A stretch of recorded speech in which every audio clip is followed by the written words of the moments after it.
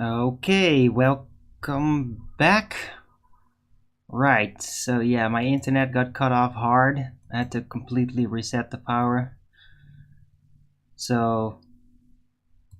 But I'm back. Hopefully everybody will find their way back.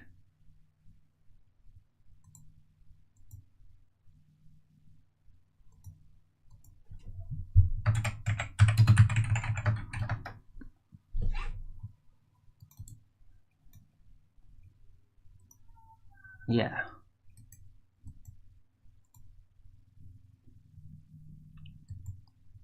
So I'll just wait for a bit until everybody comes rolling in. I think we left off with Matthew Learns and all that.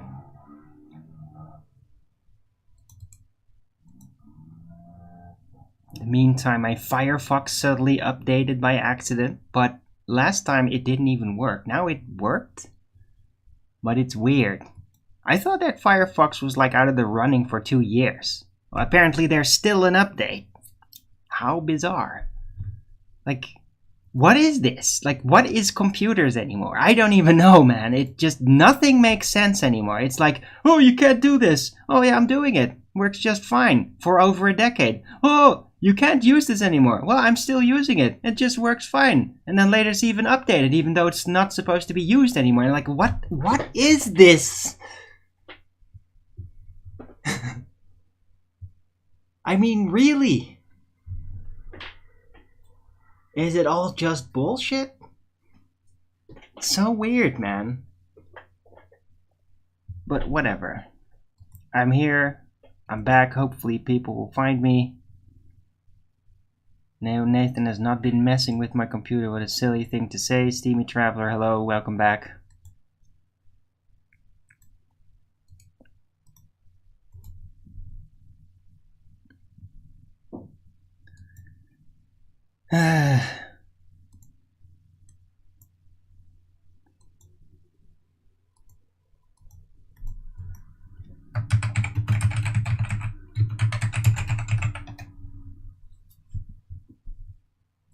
Right, so yeah, let the others know. I hope you can still like get in that chat there and all that.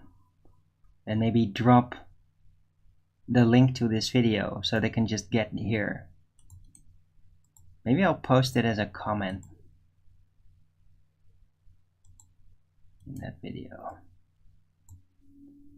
Ah, the order of the menus are different now. The drop-down menus. I wish I could undo that update. But that button's been like staring at me for ages.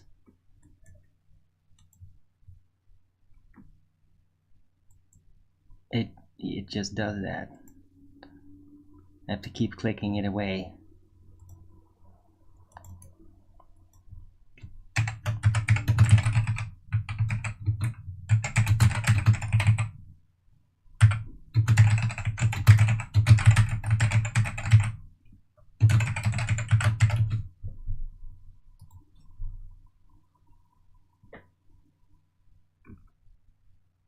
Alright.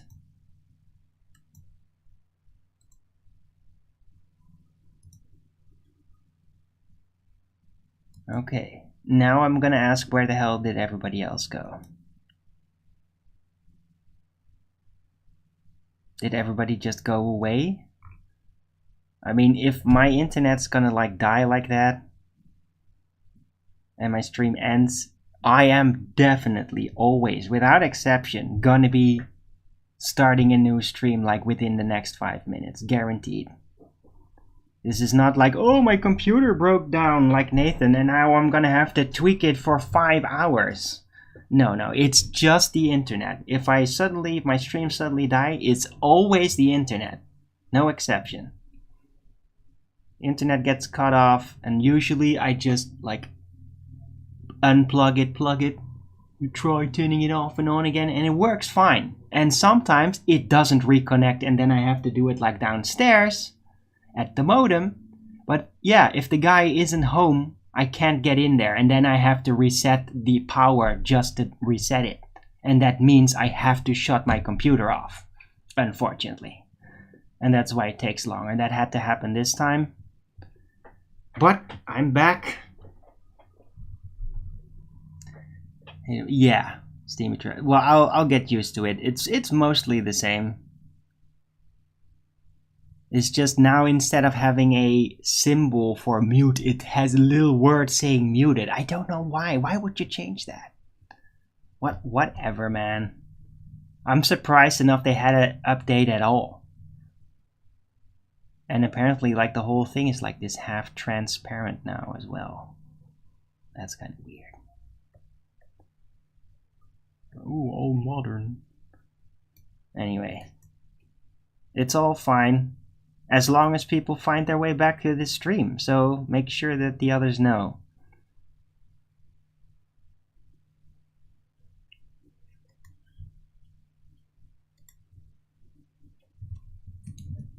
Maybe I should like put it as an instruction.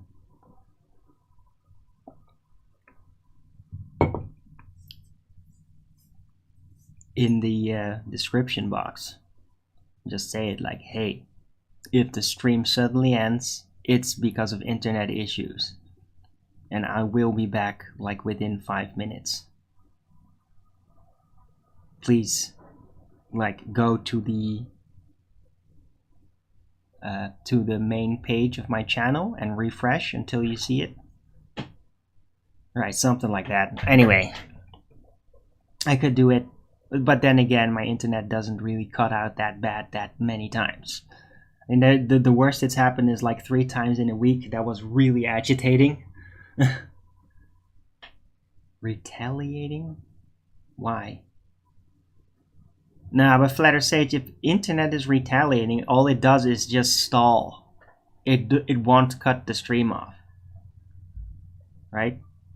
But yeah, when YouTube retaliates like that, for some reason, it's going to be squeezing. And then they keep stalling your stuff. But they don't break it. So if it just gets cut off, it's because of internet connection issues on my part. Always. Just remember that, right? If my stream suddenly ends, it's like always the internet. And I will always be back in 5 minutes. So please make sure to stay tuned and bear with me while I restart my computer. Hello, Brianna Johnson. Good to see you.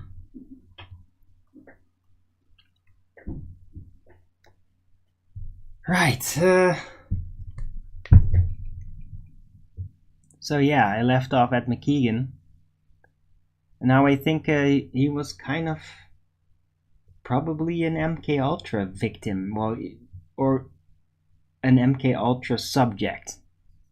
I don't even necessarily want to call them victims. I mean, the victim part is really up to them in those moments, whether they can withstand anything or whether they immediately give into the demon and into the programming of the demon. Because I've been subjected to programming of those demons in the dark world because I was curious and because they insisted that I needed to know, and I agreed. But I was always able to compartmentalize it because I had been using that as a self-defense to be able to satiate my curiosity, but without the compartmentalization was to prevent the hurt of the cognitive dissonance from the world, to actually realize that one is just a lie, and very elaborately. And that part, I held it off. So it was like, yeah, this is how we make the ball. This is how it works. This is how the guys do it. Like, we construct it. And then on the other hand, yeah, but also the Earth is also flat, apparently. And in my mind, it was like, yeah, of course that's compatible. Of course the Earth can always have been flat and all that, and space is made up. But at the same time, we construct the Earth as a ball, and it works out, and everybody's displaying that. And so it's kind of real. And I just never let it grow, develop, realize beyond that point. It's kind of compartmentalized. And that's how I managed to learn about all these ball things and really kind of master it, but without like throwing everything else in the bin. And they kind of insisted, and I just didn't do that. It's like, no, I'll just not talk about it. That's fine. Right? Teach me about this ball thing. I want to help you construct this. It's very fascinating. I could be good at this. Right? And I even, in a way, I tried to, I was always playing around even with those weird extra dimensional figures about making flat earth acceptable to the ball. Really. It's like, even as I am myself sort of suspended in a weird cognitive dissonance soup situation, I will still recognize, hey, there's a problem. Ballers always be overreacting against flat earth when their entire cosmology is pretty much built on the foundation of a flat earth. And it's only when you accept that when you can really be creative with the ball, because you understand it better where it came from. So I'm like, yeah, that's a problem for the ball religion. So how can I help them accept it better that the earth is actually flat and not be so extreme in their reactions about it? And that was yeah, it's kind of echoing in how I've conducted myself here on YouTube on the scene with ballers, when I'm not just angry and just screw you in your lies, because there's that as well sometimes. But that's just me in a mood, and everybody recognizes that as such. But I think that Matthew Learns pretty much went through some weird Jesuit MK Ultra thing concerning the ball, and he basically lost his soul to it. And he sounds like he's lost his soul to it, doesn't he? I mean, the monotony and just the confession, very clear cut, how, yeah, it's flat, and that's somebody's lost their soul because there's no more passion in it, right? It's just a robot. They're just rolling out the program, and they're really confident, and they'll literally bet their life on it. I mean, he literally did. He bet his livelihood on it. And not oh, I'll just not do it. No, he actually meant it. I could hear it. He really believed. He was that foolish and naive. He that deeply suspended, like a little kid, just really believing it when he absolutely shouldn't, when he had all the information available cognitively to tell him that it isn't true, and he just didn't see it. He didn't see the information that was in his own head. Can't see it. It's deep indoctrination, deep MK Ultra level indoctrination. I bet the guy's has had involvement with some hallucinogenics in the past. And he probably kept it very secret, of course. But that's what it reminds me of. The guy is certainly not sane by the official definition. He's provably insane. Yeah, when doublespeak and then not recognizing that it is doublespeak is provably insane. LSD is good. No, it's not. Then you're getting a timeout.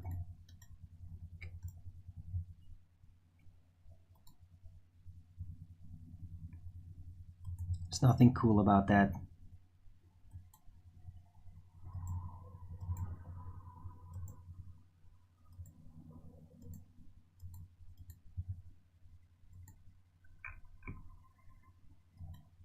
Yeah, it's dangerous. I mean, sure, you can have some fun with some stuff with your hippie friends in the outback and all that. Fake chick? I don't know if it's a fake chick. And you only got a timeout, Clary. But yeah, LSD is not cool. It's dangerous, and if you have like bad influences around you when you are subjected to it, like you can literally like post-traumatic stress level scar yourself and get nightmares from that. So not cool, very dangerous. Like if I'd ever even consider going towards the direction of taking anything like that, I'd like build a temple to ensure that I can do it safely, like that. Like, because it's like that will make me so vulnerable in ways. I must ensure that nothing can go wrong, or I refuse to ever touch that stuff. That's my attitude towards that. I'm definitely not going to some party with a lot of unknown people and then just take it. That's very dangerous for somebody like me. Or anybody, pretty much, but especially somebody like me. Anyway.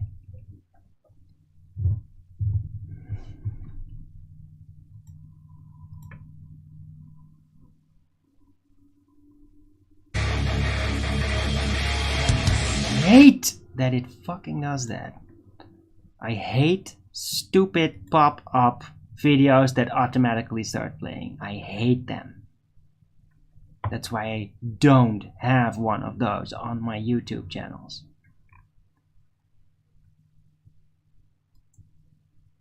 And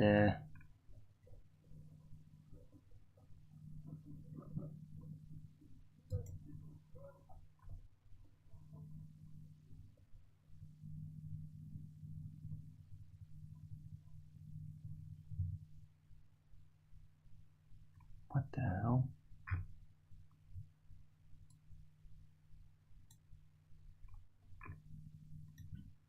It does seem like a troll.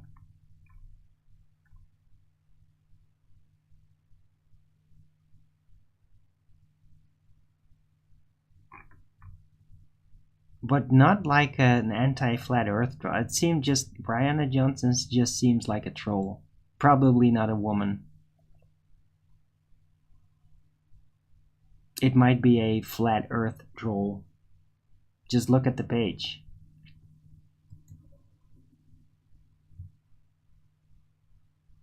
Wonder if he was in the mid. Yeah. Well, maybe. Maybe Flatter Sage could be. I don't know. But I wouldn't be surprised if Matthew would actually just openly talk about everything if we just asked him. I mean, he seemed to be open to a level that is quite surreal. Like, he didn't think he had anything to hide. Like, genuinely. Which even proves that there is some kind of heavy indoctrination underneath it all, which he doesn't even see.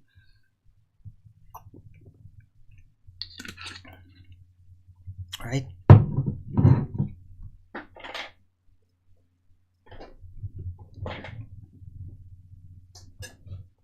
So yeah, maybe the next time we could ask him or something on the Flat Earth debates. Or maybe he'll even come on my show and I could just like have a talk about more psychology oriented things. Where has Desmond been? I was probably busy, Steamy Traveler. I mean, he was just, the guy has a family, is a young family guy. And he's been working, probably. I haven't heard from him in a while. Yeah, maybe some point he'll pop back by. Remember, the guy is a baller, though, right? He's like a baller that's almost on the fence, but not quite yet. So it's not like he's a fanatic flat earth early bird follower like that. He just watches every now and then.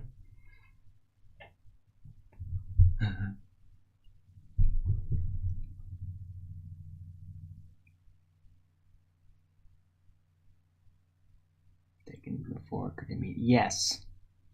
Yes, Flatter Sage, exactly.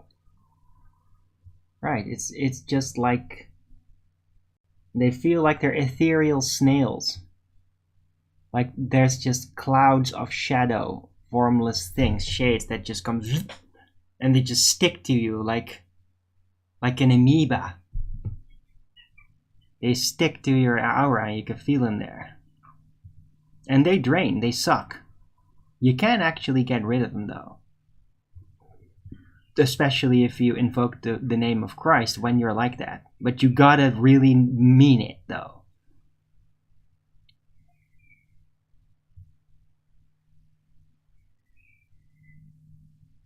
Right. Yes, Dimitri, that's bizarre, right?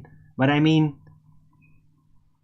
what you described there, Flatter Sage, you're like, oh, when you take that, that's exactly like what it's like. Well, I'm sort of like halfway in that state. At all time. But halfway, not fully there, thank God. But I'm like, oh, I think my brain, my pineal gland, the way it's arranged or something, I just microdose myself all the time, perpetually, since my teens. And it doesn't stop. It's almost, I think that might be part of the reason why I'm so empathic. Is because my pineal glands probably just microdosing me with DMT continually. Really. That's probably the biological reason for why I am the way I am, like that.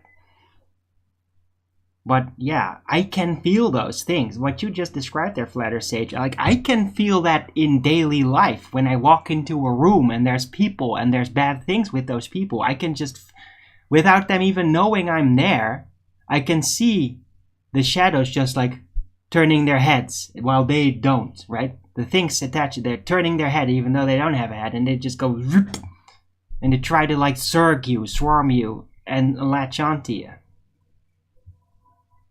And like if you're not prepared to bump into people that have shadows with you, then they will get you. So it's like every time I'm going to a new place that I've never been before and there are people there that I don't know who they are, it's like shields up, baby. Because there's gonna be shades swarming me. Every fucking time. Every time. Since I can remember. And that's why I'm always not like, oh yeah, let's just go here. Oh, let's go there. Because I'm like, oh, we're gonna go to a new place? Oh shit, I gotta like prepare for that. It's really. It's because of that. Is it a burden or a gift? It's as much a gift as it is a burden.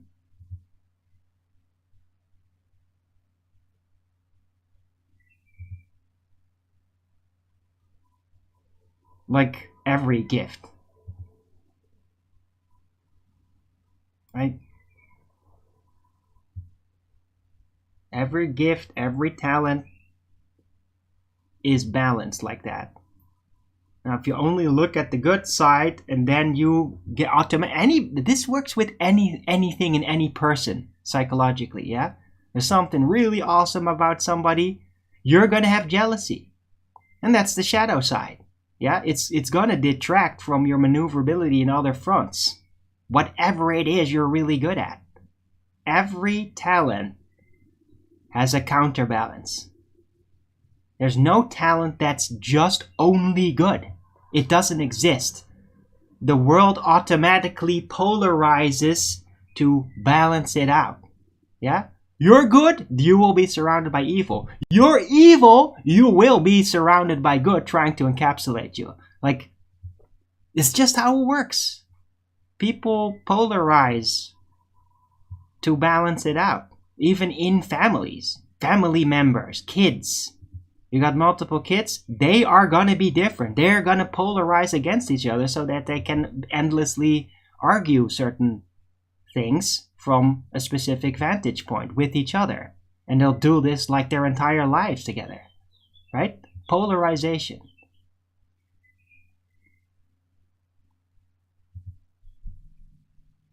You are more powerful once you embrace your shadow self. Well, embrace, recognize. Once you stop trying to pretend it doesn't exist, once you stop fearing the shadow self, and you just start to realize, yeah, it's there, this is how it works, This is what you could do with it, and this is where you should avoid it. And then you just give it a place.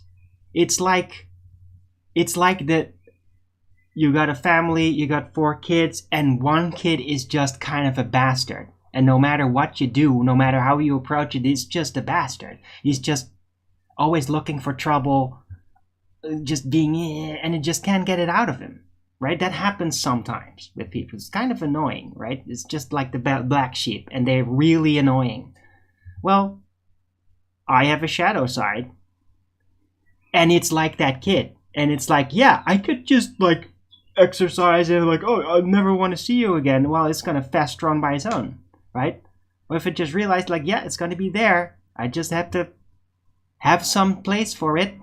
And then it might even grow into something great, right? Eventually the dark side of something in a person that they can't get rid of can be embraced by them in a way, not to relinquish their soul or surrender to a demon, but to literally build on that quality, right? Because it's like rage.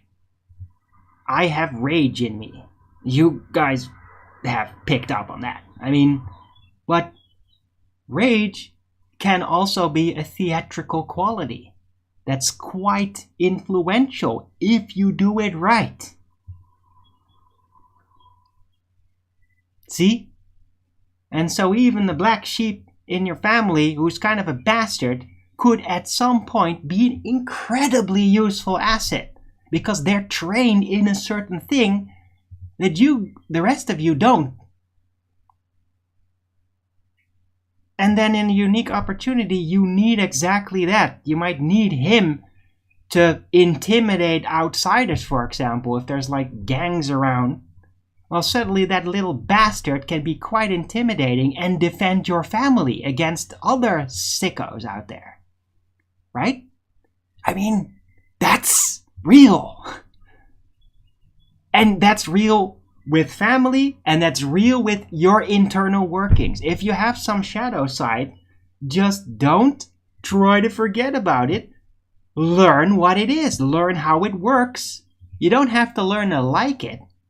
But you can learn what it is and like spiritually, alchemically try to puzzle it until suddenly, instead of a burden, it becomes something constructive. It's really hard, but it does work. It does actually work.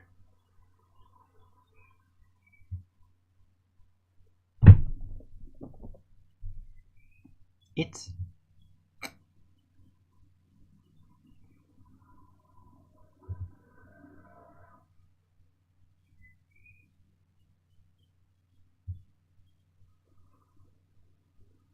a gift to be able to see evil coming. Indeed. It's the reason why I went through darkness. Did you know that? For me, it was actually sort of a noble act, even though it seems contradicting to me even at the time. That I had to, like, I learned there was like a lot of fucked up darkness in the world. And that I had like one chance with my consciousness to either exclude it all and like have a permanent sort of peace in my mind. And I think that's kind of where my brother is at. He had that choice too. No, not Ellen. What the fuck are you talking about, Clary? The fuck are you doing? Right? Just stop it.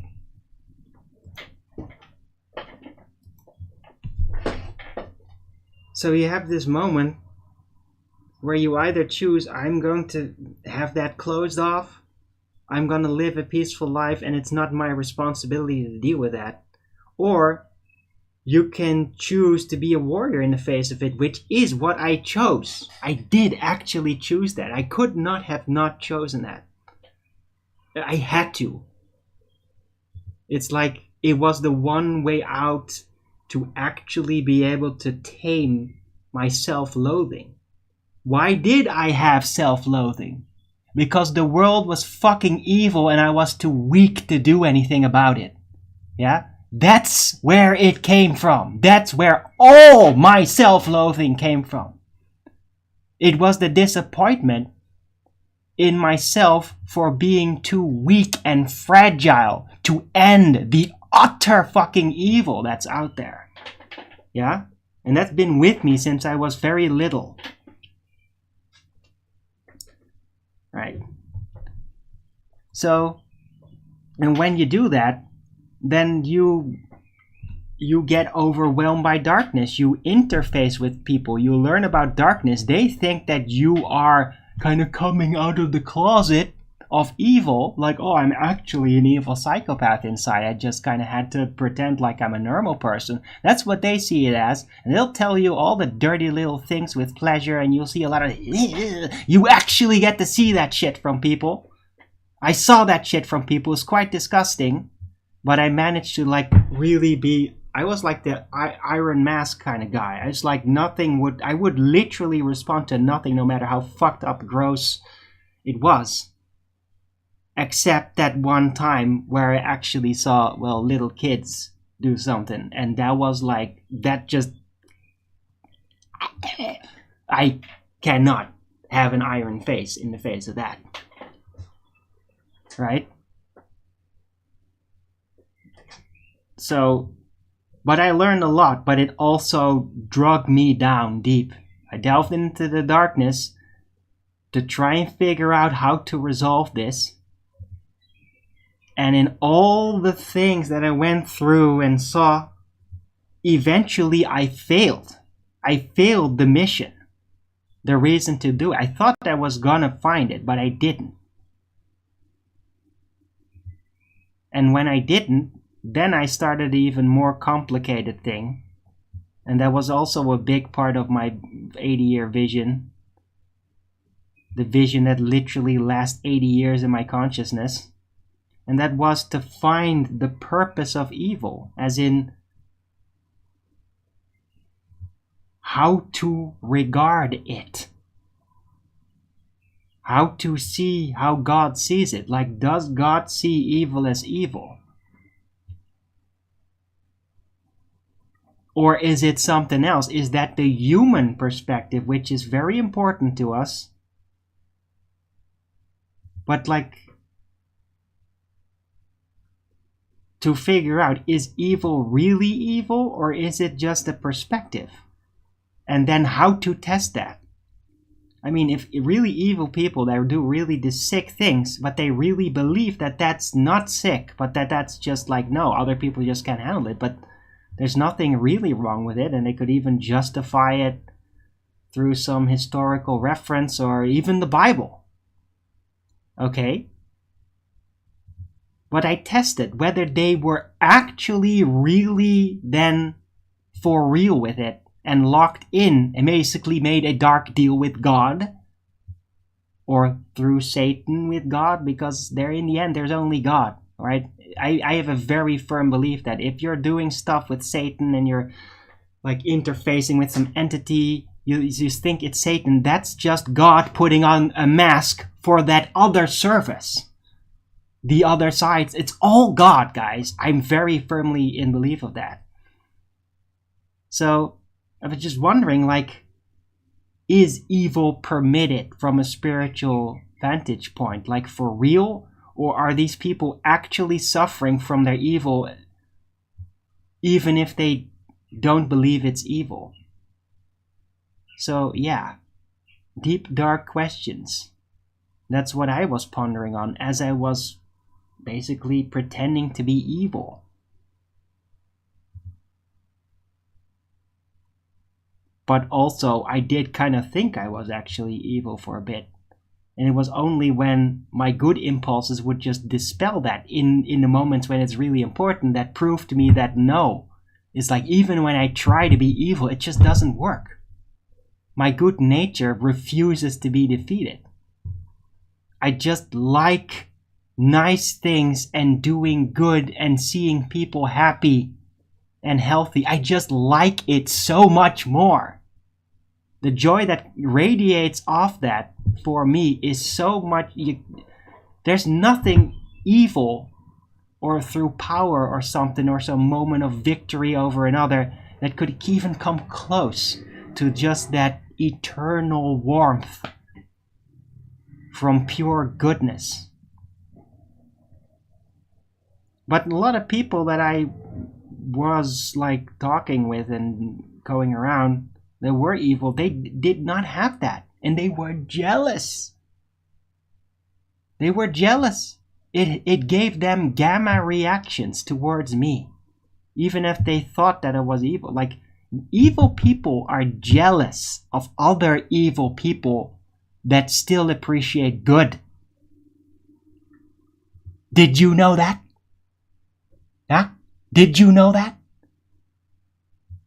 That they tear the soul down of each other. It's like, oh, this rich guy who's obviously kind of sicko and whatever. Oh, but he's really working on himself, and he's like really transforming. They'll tear him down. Because an evil person doesn't allow another evil person to like be good. It's crazy.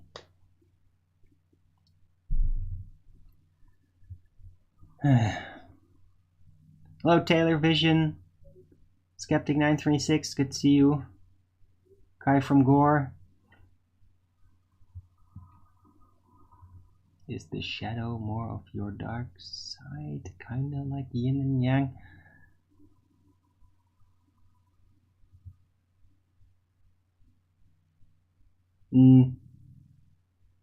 Maybe, yeah, I guess. But I mean, everybody has a dark side. It's just this garden with all these different plants, and it's like, which plants do you give water and which do you just kind of leave to dry out? And a lot of people, like in their teens, they bump into certain feelings, into certain situations in the world, and they make choices on like, this is my thing, and it's probably gonna take up a lot of place and then take away opportunities outside. Or they'll say, no, I hate this. I'm gonna nip this in the bud and just not do that ever. And then I will not have my opportunities around me taken away. But they then have this dormant little thing in them, this underdeveloped ability where in certain situations they just don't know how to compose themselves. That's the price. You see? You see how that works?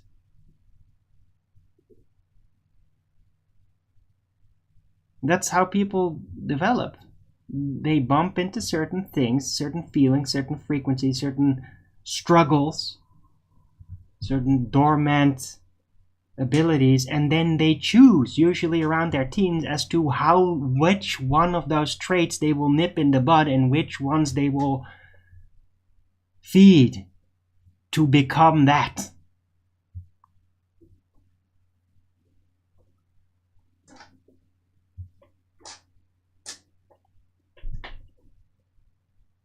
You let all the bad traits? What?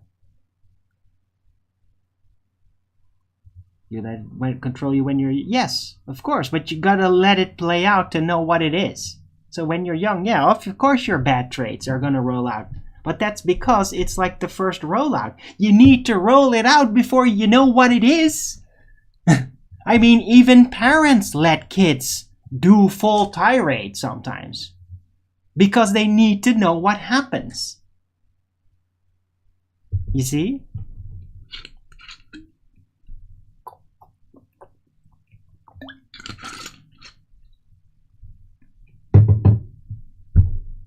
Right? They need to know what's in you. They need to see how the feelings, the emotions, the reactions will bloom. They need to see how much of your intellect will be involved, and that there might be dormant intellectual capacity that's being addressed that in your normal state isn't addressed, right? A lot of people, they might seem kind of like, oh, they're average, but then when they get pissed off or when they get threatened, suddenly they become fucking brilliant, because it's like their brain is addressed, is like emergency used, right?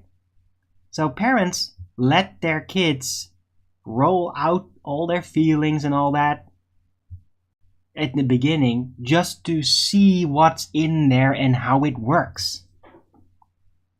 So they can be better parents and accommodate and plan for how their kids are emotionally and intellectually.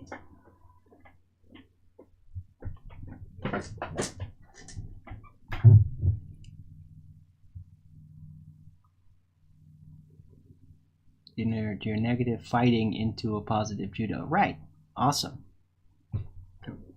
Right, but like for a lot of boys, fighting is not just it's actually defending that which you think is good. And sometimes it can just be like, I just want to fight, because it's just you're really into that. And much later that will be slightly less, hopefully, or you'll become like a raging maniac that's probably gonna go in and out of jail regularly. But fighting is technically a defense instinct. Yeah? I have it too. Except I really don't like fighting. But I really don't like people that are nice seeing hurt or being intimidated. And that makes me just go absolutely apeshit. And it's tortured me in the past because I would have that and clearly be too weak to actually do anything about the situation. That was very torturing. Now I have much more confidence, and despite me not being some kind of beefcake or whatever, I know how I can actually utilize that energy and effectively have like a Yoda effect. And be much stronger and much faster than technically this flesh vessel would typically be able to.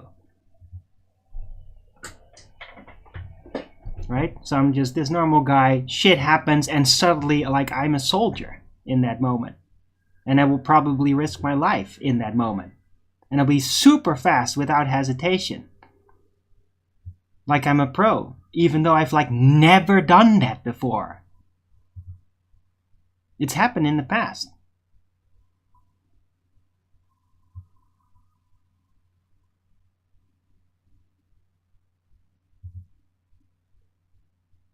And it's like not something I consciously train. It's just something I ensure to keep it. It's like I have that, I honor it. You have to be pure in order for that to work. You have to like be really serious. As soon as you're like, oh fuck it, I'm not doing this anymore. I'm gonna just do whatever I don't believe. Then it doesn't work anymore.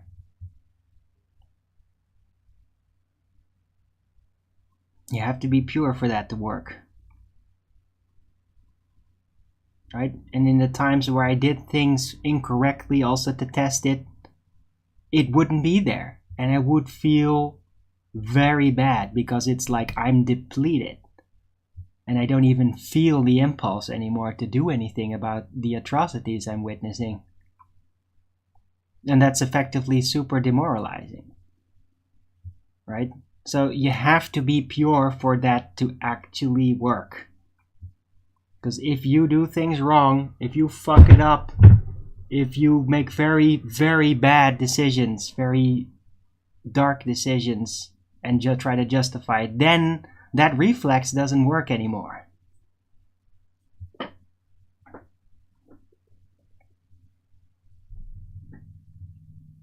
Never wanted to fight, always the guy standing up for what's right. Yeah, that's right, television, me too.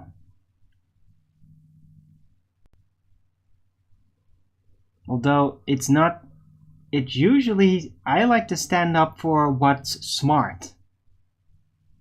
Because really smart is also right. Because it's more effective, right? You stand up for what's right because right is effective. Good is effective. It's more durable. It's less draining. Better growth. It's better. So when you stand up for what's right, you're standing up for what really works, what's effective. And I got kind of annoyed in the past because there's people that try to stand up for what's right, but they're just not very smart. So they try to go in a certain direction but end up being disruptive because they don't understand what's going on really. And I would get very agitated with those people. So I went against people that were standing up for the right but didn't understand.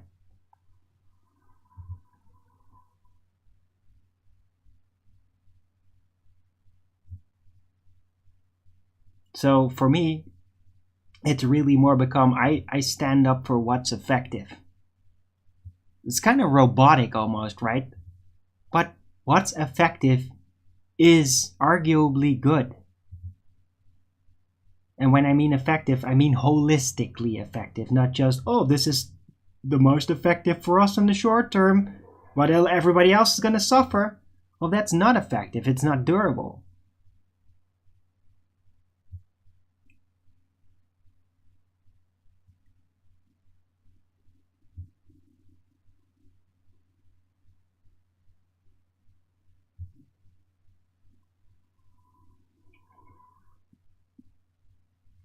Ooh.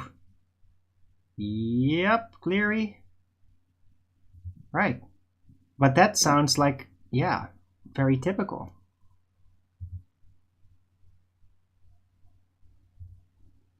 Person is a terrible person, but he's using Christianity as a cover. And for himself, he believes that it works, right? But it's like he's a Christian to make up for that he's a piece of shit, apparently.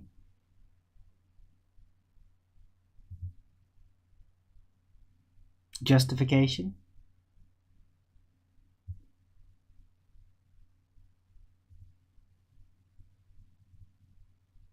Right, but that is a demon. That's a demon taking up hold in him and then using the Christianity for justification. I mean, it's just one step away to an even nastier character, and that would be a devil persecutor. That would be like a Gamma going around being a complete bastard and just like nasty slandering all the people all the time. Devil persecutor. Devil persecutor are demonic. They are demonic. Very possessed, right? I mean, if there's a devil persecutor, you can bet your ass that it's actually a devil doing that, right? Projection, it's the same fucking thing always. It's always the same effect, the same pattern. The devils will persecute the devil.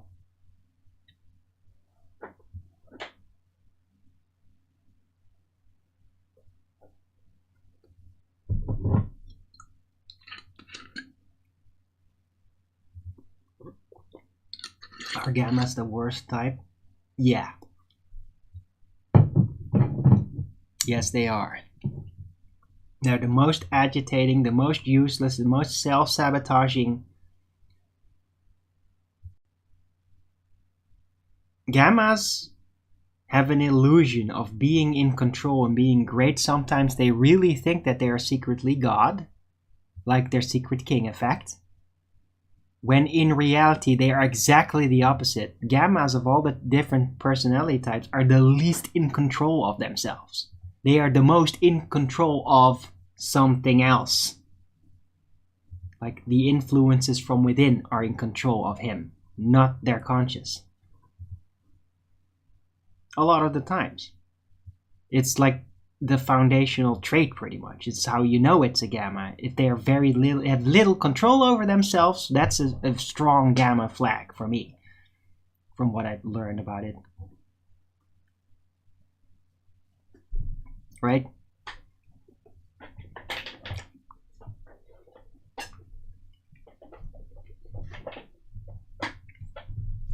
Because Gammas are more concerned with trying to control others than having control over themselves.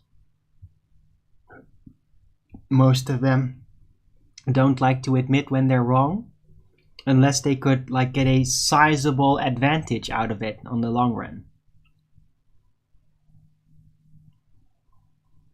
Deltas? Well, deltas are just not focused on ego as much. Deltas have more talent for being constructive and for just,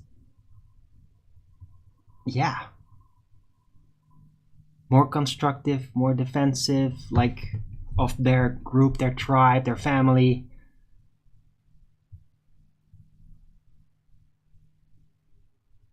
So yeah, I mean, the guys, O. Benjamin and Fox Day, who've effectively invented this system, they say that gammas can, with a lot of effort and lifetime dedication, become deltas, but it will always be very tough.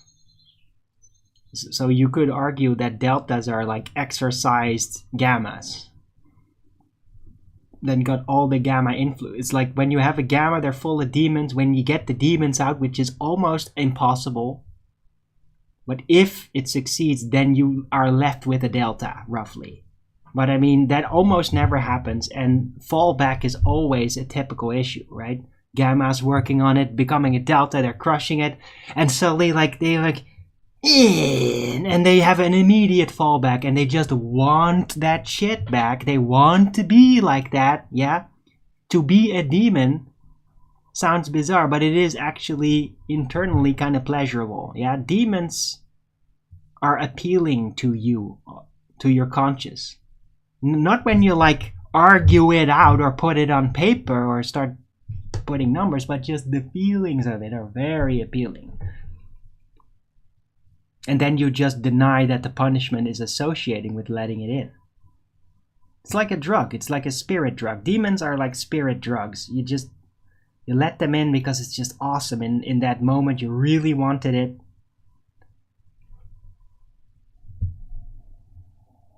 And that's how you have fallbacks. It's same thing with like drug fallback. It's always the demon calling you again. You just really want it again. And forget every discipline, all the training you've had.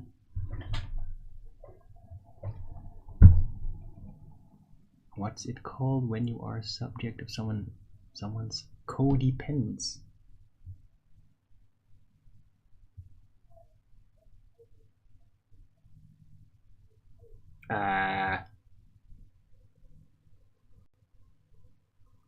You're a provider? I don't know.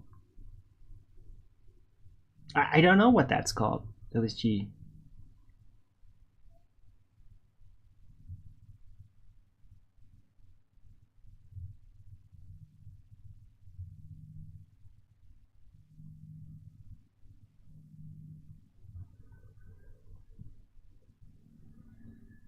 Well, at least you could say you're tolerant. I mean, anybody who's the subject of codependence is going to be in that position because they tolerate it.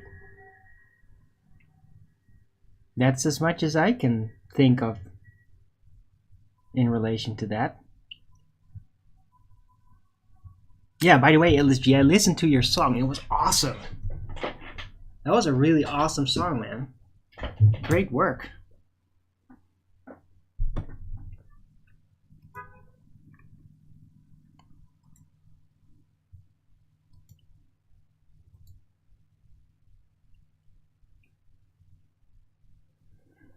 Right, but anyway, guys, like this whole gammas and deltas and all that,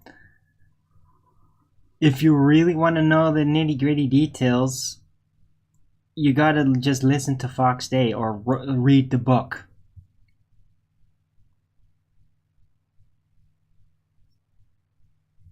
Because I'm kind of guessing most of it.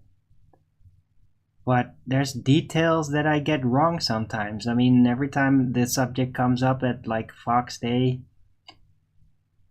and I ask questions about it, he's always like snapping at me like, no, you get it wrong. And I'm like, oh, okay. Well, then I just don't fucking get it, right? But this is what I seem to get out of it. Hope it makes sense. It's probably not Fox Day approved. I probably said it all wrong again.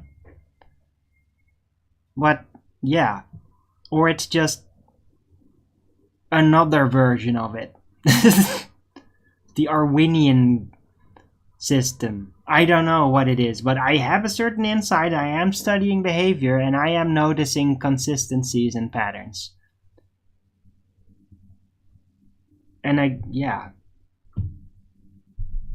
I at least understand rough outlines and typical symptoms of these different personality types from the social sexual hierarchy.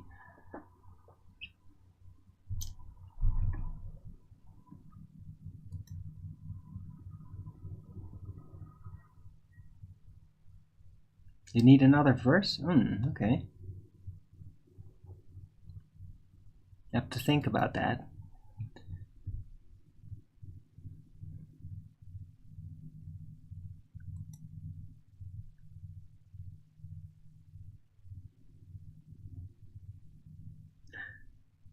Oh yeah, by the way, subject of someone's codependence?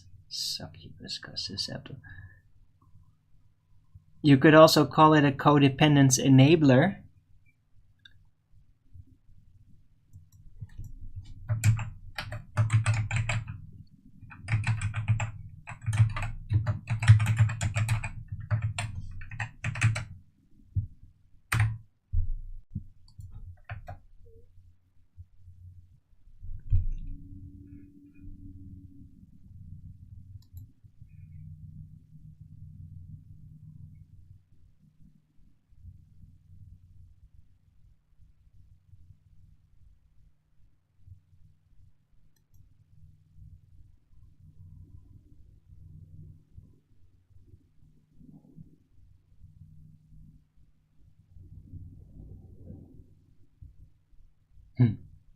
Anyway. Hey, hello. Jackdaw was sitting on the railing there. I think that these jackdaws are like really loving me. Because they like get up very close. Now when I refresh the water, they don't even fly away. They're like, hi. And they groom my plants here for bugs. They literally do that. It's so awesome.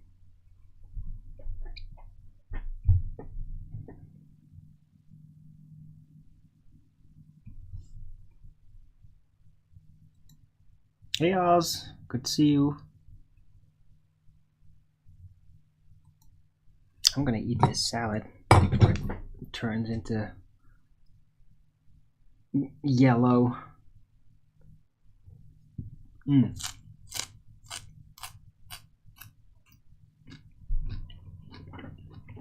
think you can predict people's actions by knowing their personality types? Yes. What they will do in certain situations? Yeah, certain, but even more, you'll be able to predict what their stance and attitude and preferred direction will be in a group. It's like you have to know the energies of each individual to understand the dynamic of the group and what they're going to be doing in it.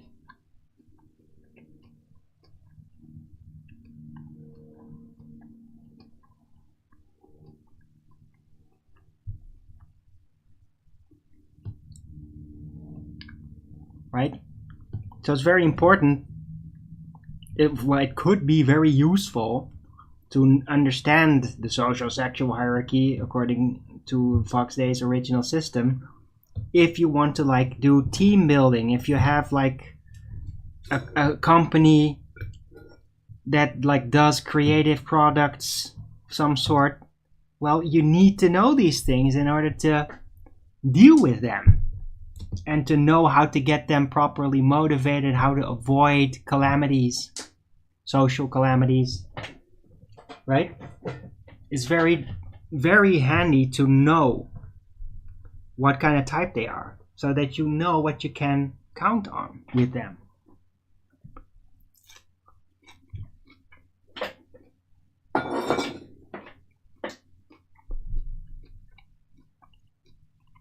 Illuminati salad? No, rucola salad. But it does illuminate me though.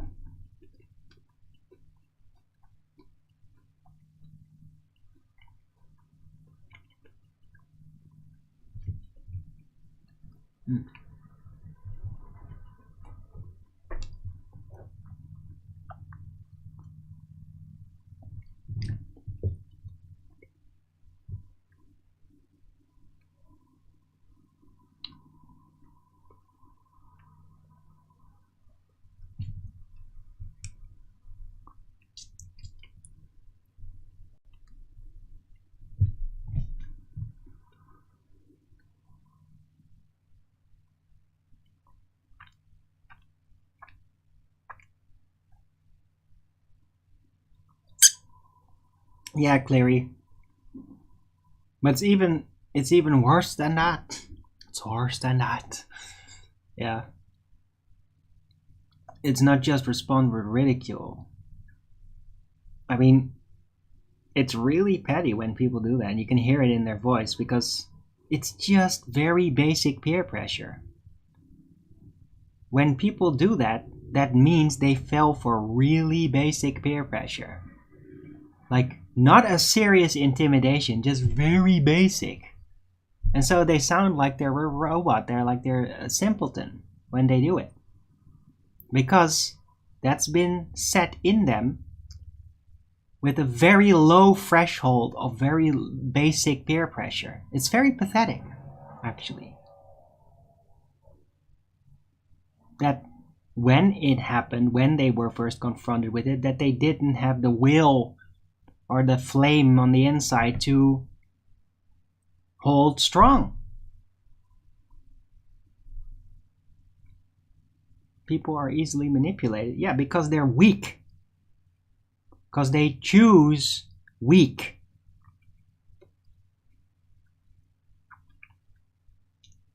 Because they're not encouraged, I guess, by their parents and their peers to be better, be stronger, be brave. And so then they will act weak. They might have more strength potential, but they don't realize it because they don't think they're strong. And so they will make weak choices and they will very easily give into peer pressure, which will program them to respond with very superficial reasoning that comes rolling out and will make them sound like really pathetic. That's because of weakness.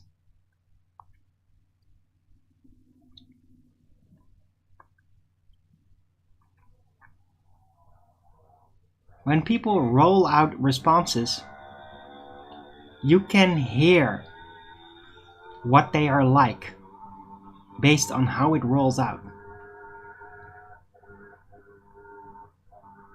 You can hear how they have dealt with the information before to come to that response. Spiritual metadata. I hear it all the time. Right? I can figure out somebody's personality and history even to a degree. Like, it would almost make me seem like I'm a witch or something. But if somebody comes in the chat for the first time and they say a couple of things, I can then size them up. And I can say things about them that they've never shared. Because it's like, I can just tell. I can tell by how they talk, about what they're bringing up, how they arrange their sentences. It really matters. How you arrange your sentences, how you talk, reflects how you think. How you think, it's almost like a fingerprint. It just grows in a certain way. And how it grows,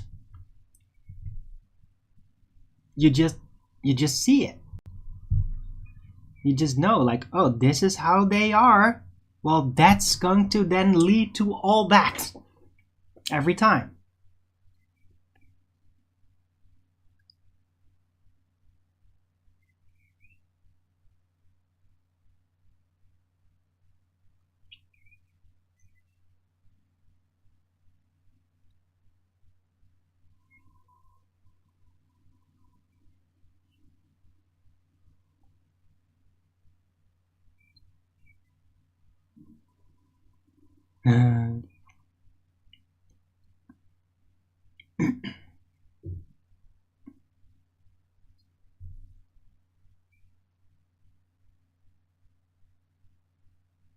But Columbus proved it a ball. No, he didn't. He presupposed it.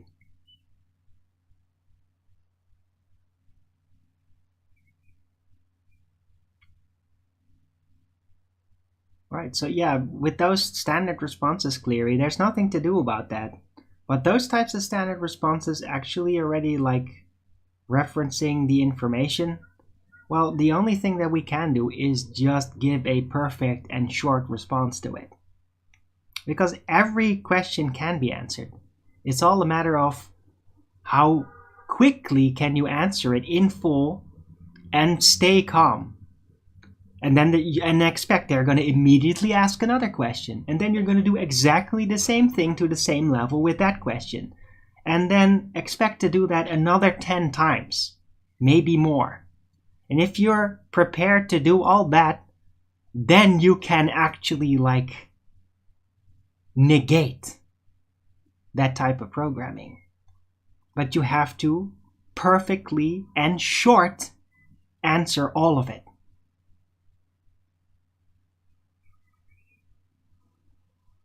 Like any of those pop-up questions like butt gravity, answer it. But make sure that you can answer it fully in 200 characters. That's the only way. You're probably going to have to do that a lot.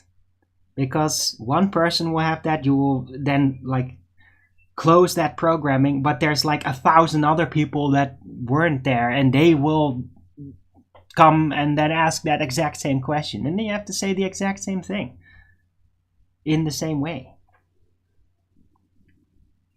Right? And if you get angry, then it doesn't work. If you get angry or impatient, then you can't undo that programming. What's the best way to discern valid sources of information? No.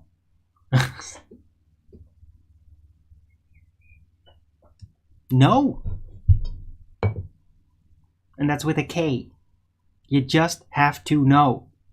The only way to know what a valid source of information is to know what valid information is and how it is and where it came from. And then when you know, you know.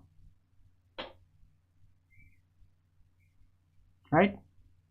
And if you have no other way of knowing or finding out, then you have to dig into it and find it out very meticulously. It's going to take a lot of damn time.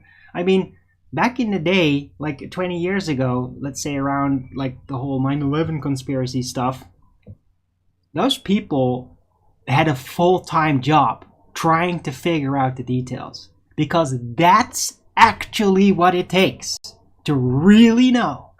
It's a lot of work. If you have no other careful way to figure it out, then you just have to do that deep research, which is a giant pain in the ass. And if you don't have the talent, you're going to get to a dead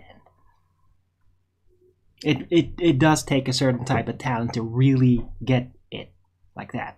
So the other way is to just know who to trust.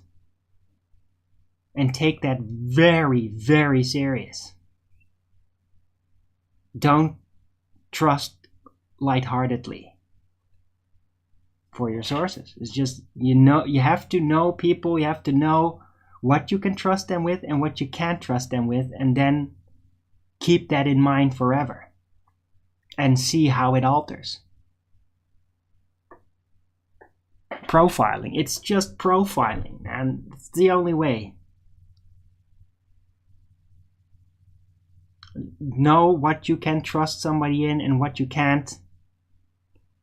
And you're going to find out. You're going to trust them in things which you probably shouldn't. And then later you will learn how it is wrong. And then you will isolate that in your mind and see like, oh shit, I got that wrong all the time. Because that part of him, how he acted in that, is complete bullshit.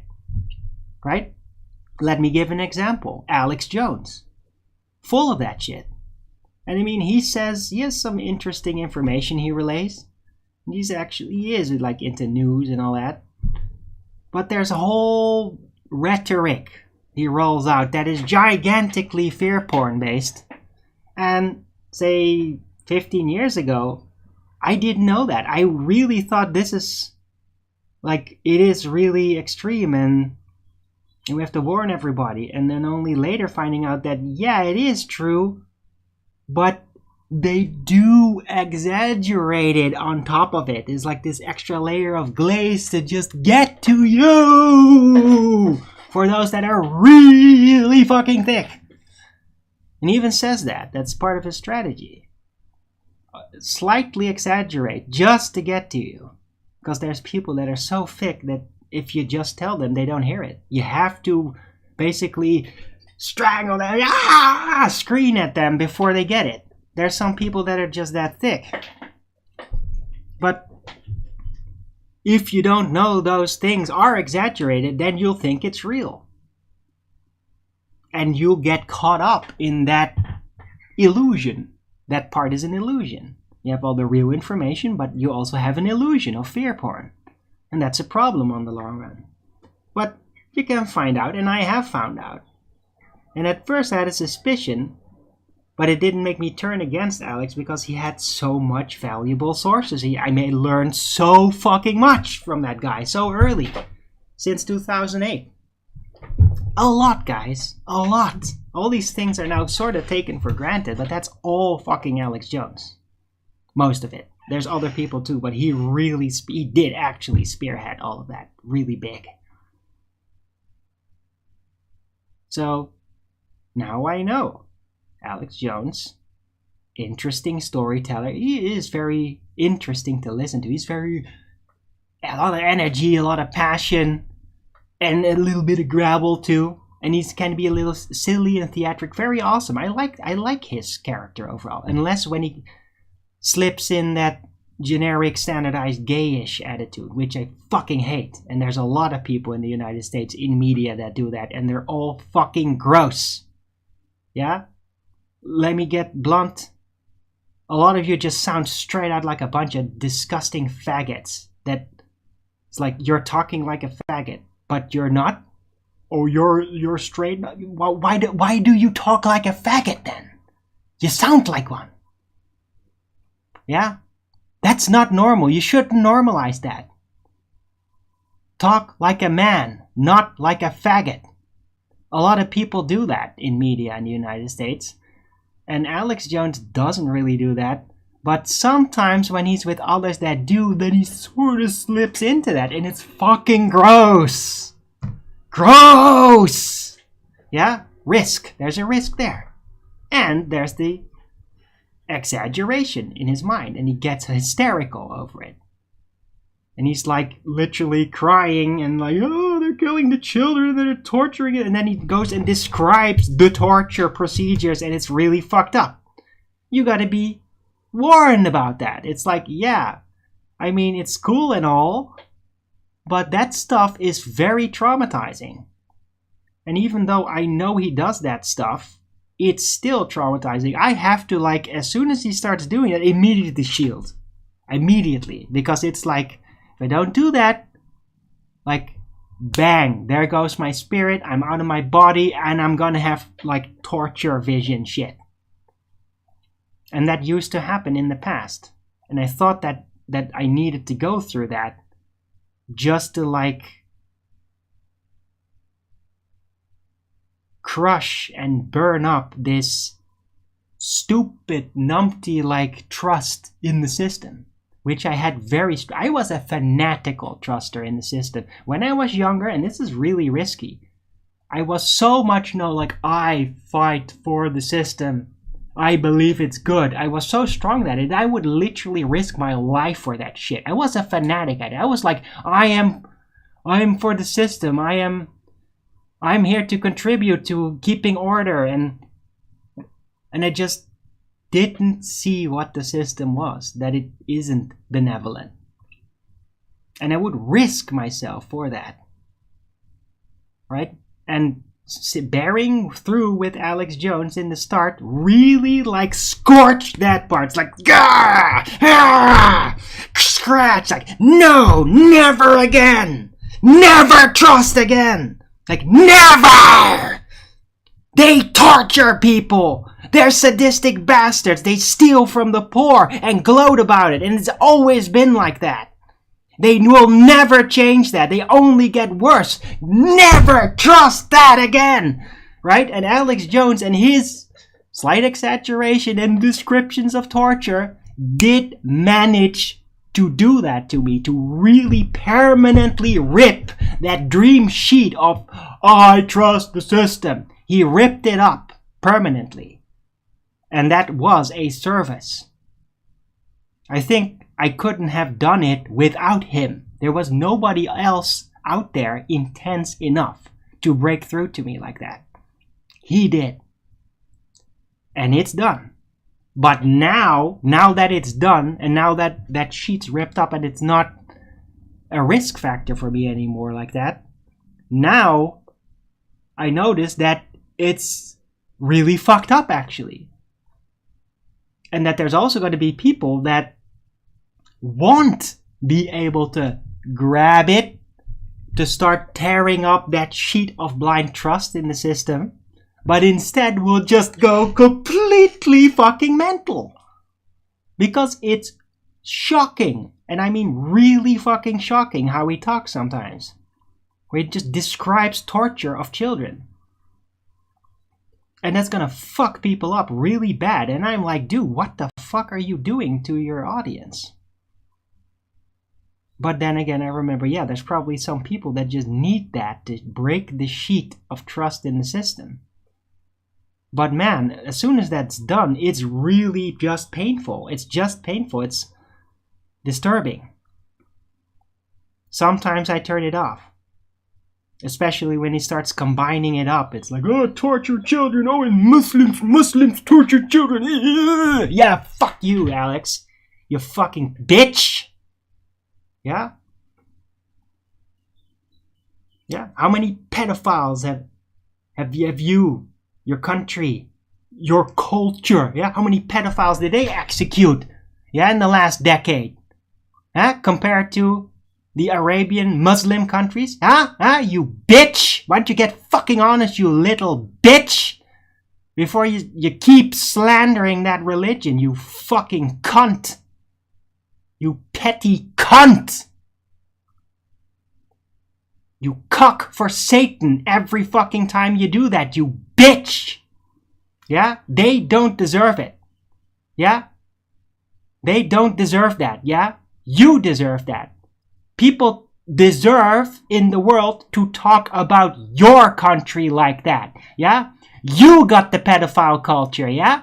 That's your fucking country, yeah? Your Protestant, Christian, whatever, and Satanist, yeah, is you, not fucking Muslims, you bitch! Stop slandering Muslims, you fucking cretin. You filthy, little, dirty grabbler. You're a dirty little grabbler, Alex Jones. Stop slandering Muslims, you bitch! Yeah? Some psychotic guy that comes from an Arabian country starts stabbing children or whatever, yeah? That's not a Muslim. That's called a fucked up person from a Muslim country. If they did that in the Muslim country, they would be executed. Yeah, that's the difference. If it happens in a European country, they won't be executed. And they'll probably, pampered, he couldn't help it, he needs more medical care. Yeah, in Muslim countries, those people die. Yeah? You fucking cretin. You little sniffling grabbler. Yeah? Muslims kill pedophiles. What do you do, bitch?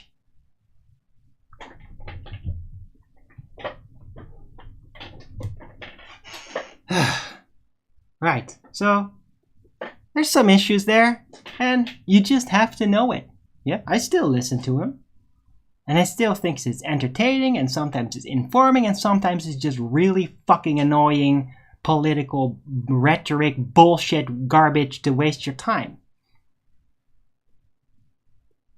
It's a mixed bag. And understand that if you don't like any of those factors, you probably don't want to watch it. Well, for me, it's still worth it. Especially because I have been watching him for almost 2 decades now. Feminist, who gives a fuck? Who gives a fuck? CIA or whatever, dude. I wouldn't give a shit if Alex Jones was gonna be the next pope. I don't give a fuck what he is. I don't give a fuck. I don't give a fuck. I don't give a fuck what he is. I don't give a fuck if he's a Jesuit. I don't give a fuck if he's a high priest Satanist. I don't give a fuck if he's the #1 rabbi. I don't care. I don't care. I only care what he does. Bill Hicks. Oh, so you're all gonna barf up your conditioned retard response now? Is that what it's gonna be? All the standard bullshit, all the things that don't matter at all? Is that it? Gonna regurgitate all the nonsense that doesn't matter at all? Yeah? It's all garbage. I'm addressing things that matter, which are relevant now, that he does now.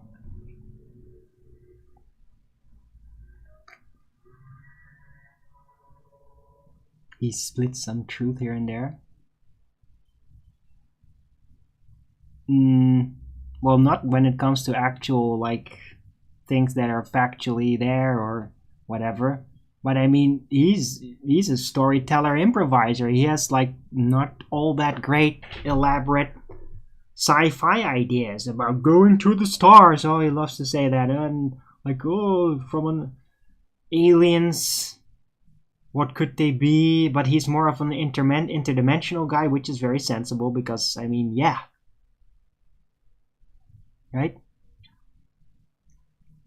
So, yeah, he makes a mess of things in his cosmology oversight. Oh, you've been watching him for a long... Yeah, right. Well, then you know what I mean, Richard G. I mean, sometimes he's just a dirty little grabbler. He says... And you can just hear, like, he's trying.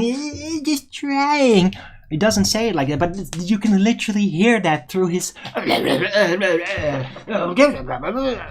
Sometimes he's just a grabbly little bitch who's just lying to cover his personal ass. And it's really pathetic when he does that. But other times it's just really focused and he can like put down like a summary of some situation and he does it really great.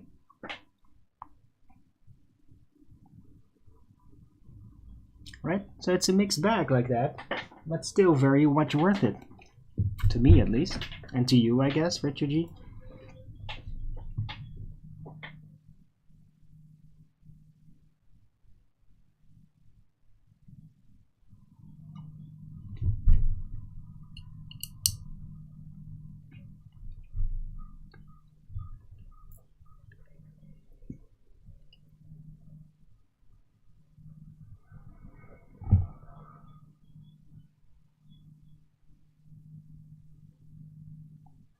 Lies are better than with bits of truth. Yeah.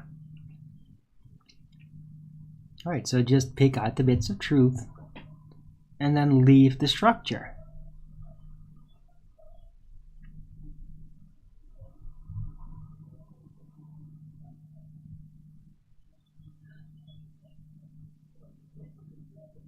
Well, anyway, I hope you guys are appreciating this show.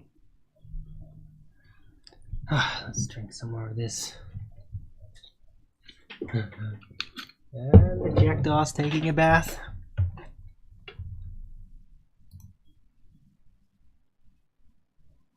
Oh, he's done.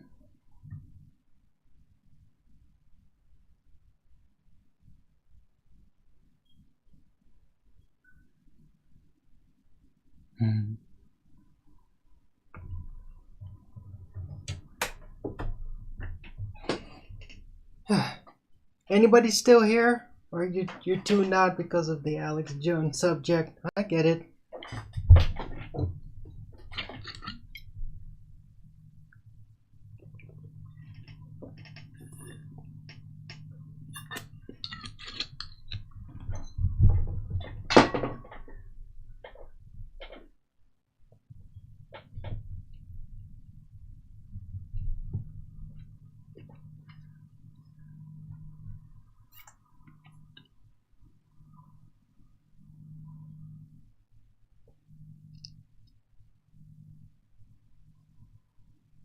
Yo.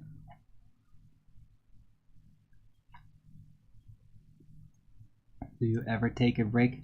Yeah, he's not watching 24/7. I mean, you could.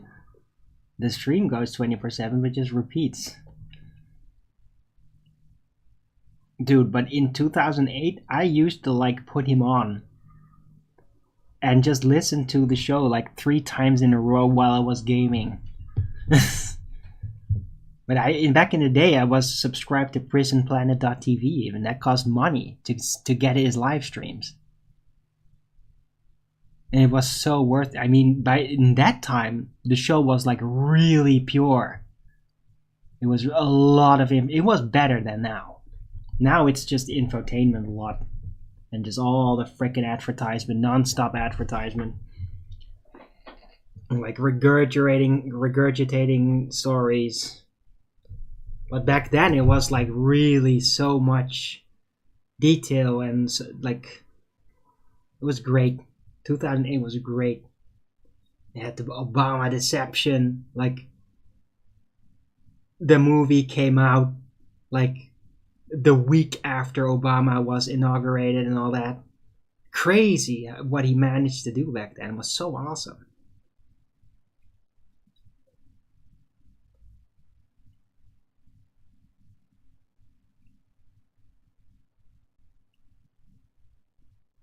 And also because of that, you know, like all these connections, like conspiracy theory with Jesse Ventura was also like he came on there, was all connected up, and like all these people were like doing all these things, and it was just awesome. And Alex was really helping to get it seen more, because back then it just conspiracy stuff just did not get any type of coverage. Rush Limbaugh. Yeah, I might have listened to it like 5 minutes before I started to puke.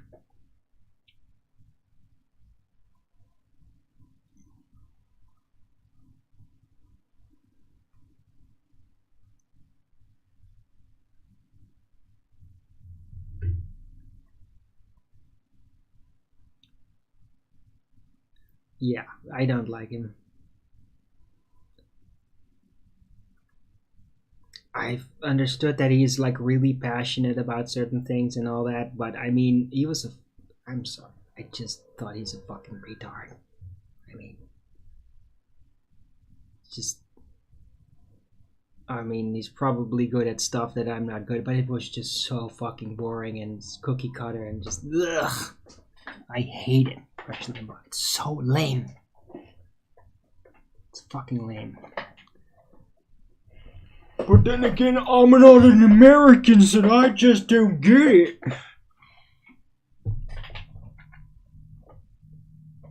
I'm sure he's done some great things and whatever.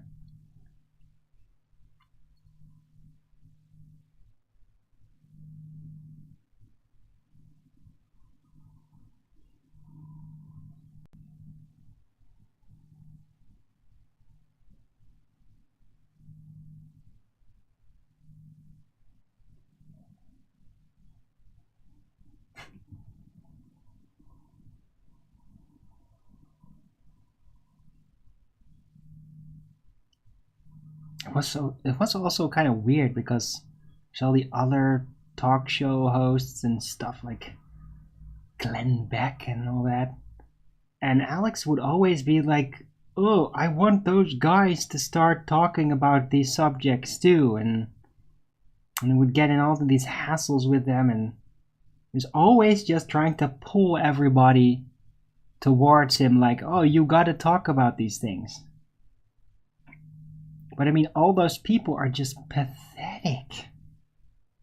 A lot of these big time show hosts in the United States are like one of the most repulsive fucking sniveling little grabbly looking asswipes that I've ever seen.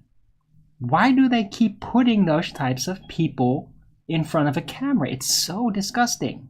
Like, most people out there are just like, what the fuck is wrong with you? Why did you?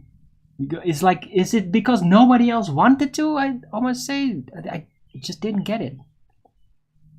Why are all these like sniveling, repulsive people in such huge places in media? It's just baffling to me. It's not just there, by the way. I mean, in the Netherlands, it's also plenty of repulsive people that are like big show hosts and all that, and they're like retarded. Glenn Beck is a freak, I know. He's like this pudgy little coward guy from school. I knew a guy like that, and he even looks like that. He looks exactly like that guy that was like a pudgy, sniveling coward. He just looks like that, and he feels like that. I hate Glenn Beck. I think he's repulsive.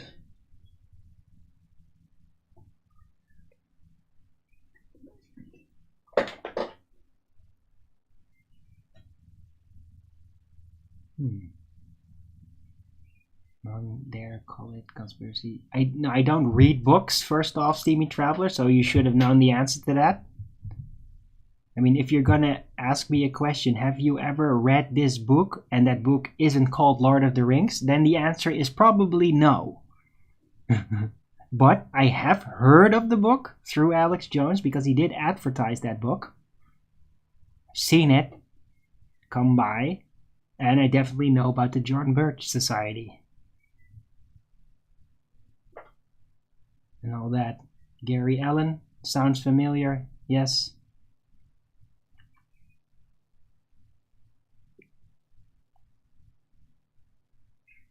But that was like in the early Alex Jones days. I never like ordered a book or anything. I ordered some videos. That's what I mostly. I ordered videos, right? I shown them from Alex Jones movies and all that. And then later started also ordering the supplements, which is great.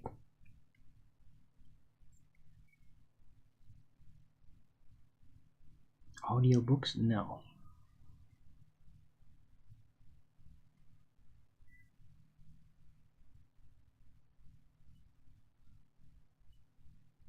I don't have the patience for that stuff, Steamy Traveler. I mean, I already have a couple of books, and it's like hard, man. It's really hard. Even when I know this is an awesome book, it's really hard for me to go through it. Because after 2 pages, I'm saturated. It's like, yeah, I got enough. And then I won't feel like picking up that book again for like another month. That's just how it works. I can't help it. Right? I mean, look, this book is freaking epic. Look how far I am. I mean, that's not very far. Right? I'm at like 1/3 at best. And how long do I have this? 1/3, more like 1/5. And I have this book for a year now or something. It's just I can't get through it, and I really do try. And it's not because it's not cool to read, it's just that it's so much information, it saturates me. And if I put on an audiobook, it would be the same thing. It's just like, oh yeah, just go and watch the video. Oh, is it?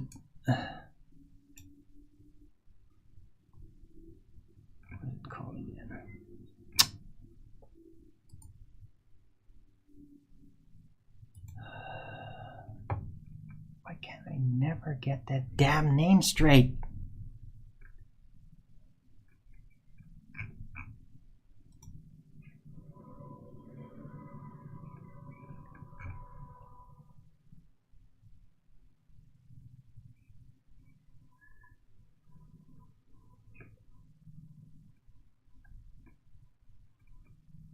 Where is it? God damn it, I hate this. Well, it's just, I have to freaking switch to my other account just to find the name of that damn channel. Mind Unveiled, for fuck's sake. That one. What was I talking about?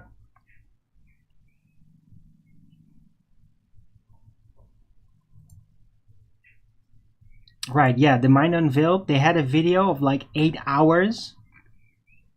Well, I got to half an hour. Adam Meakin got to all of it. He actually watched all. I can't do it. It's too much. Too much information. It's not like it's really drawn out. No, it's like so freaking compacted. It's just too much. I just don't want to assimilate it. I don't have the room.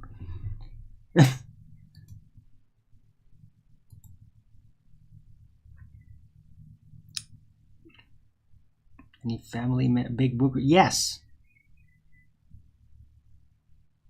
My mother used to read books all the time, and my brother even more. And my father read some, but less. I don't read books.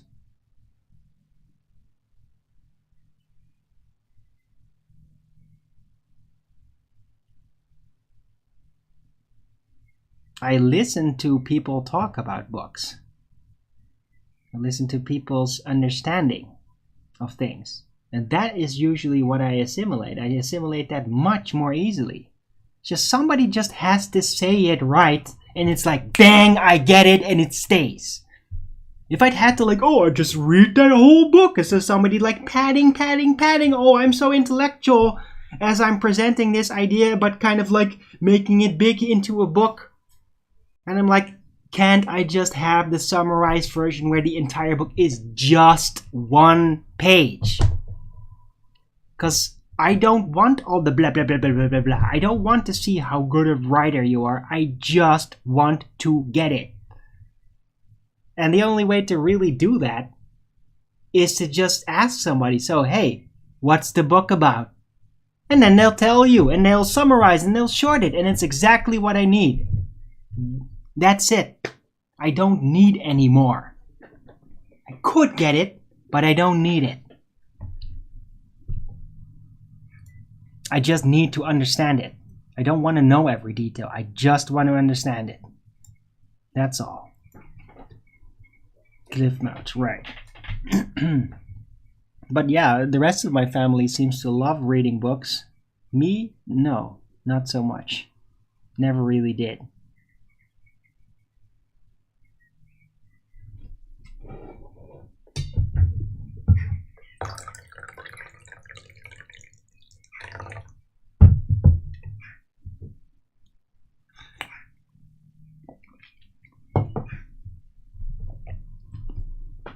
Where the hell is everybody? Come on, guys. Are you all like heat stroking out or something? Little underground tunnels. Oh, by the way, I missed you there in chat. Hoping you're still all enjoying this. Oh, we got it. Oh, okay.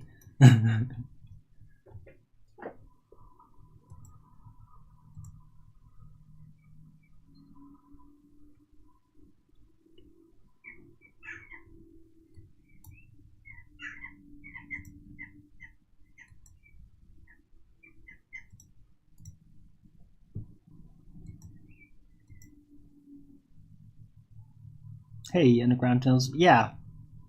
Do I know you, by the way? This is not an interrogation. I just don't recognize you. Have you come to my channel before? Did you just bump into it? If so, how did you find me? Was it through Nathan Oakley FED streams? I like to know these things. It's usually through that.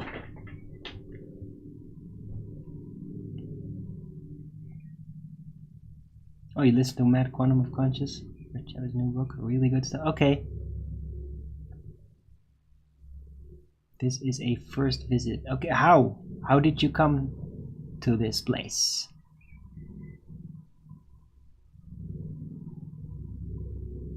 How did you find out I exist?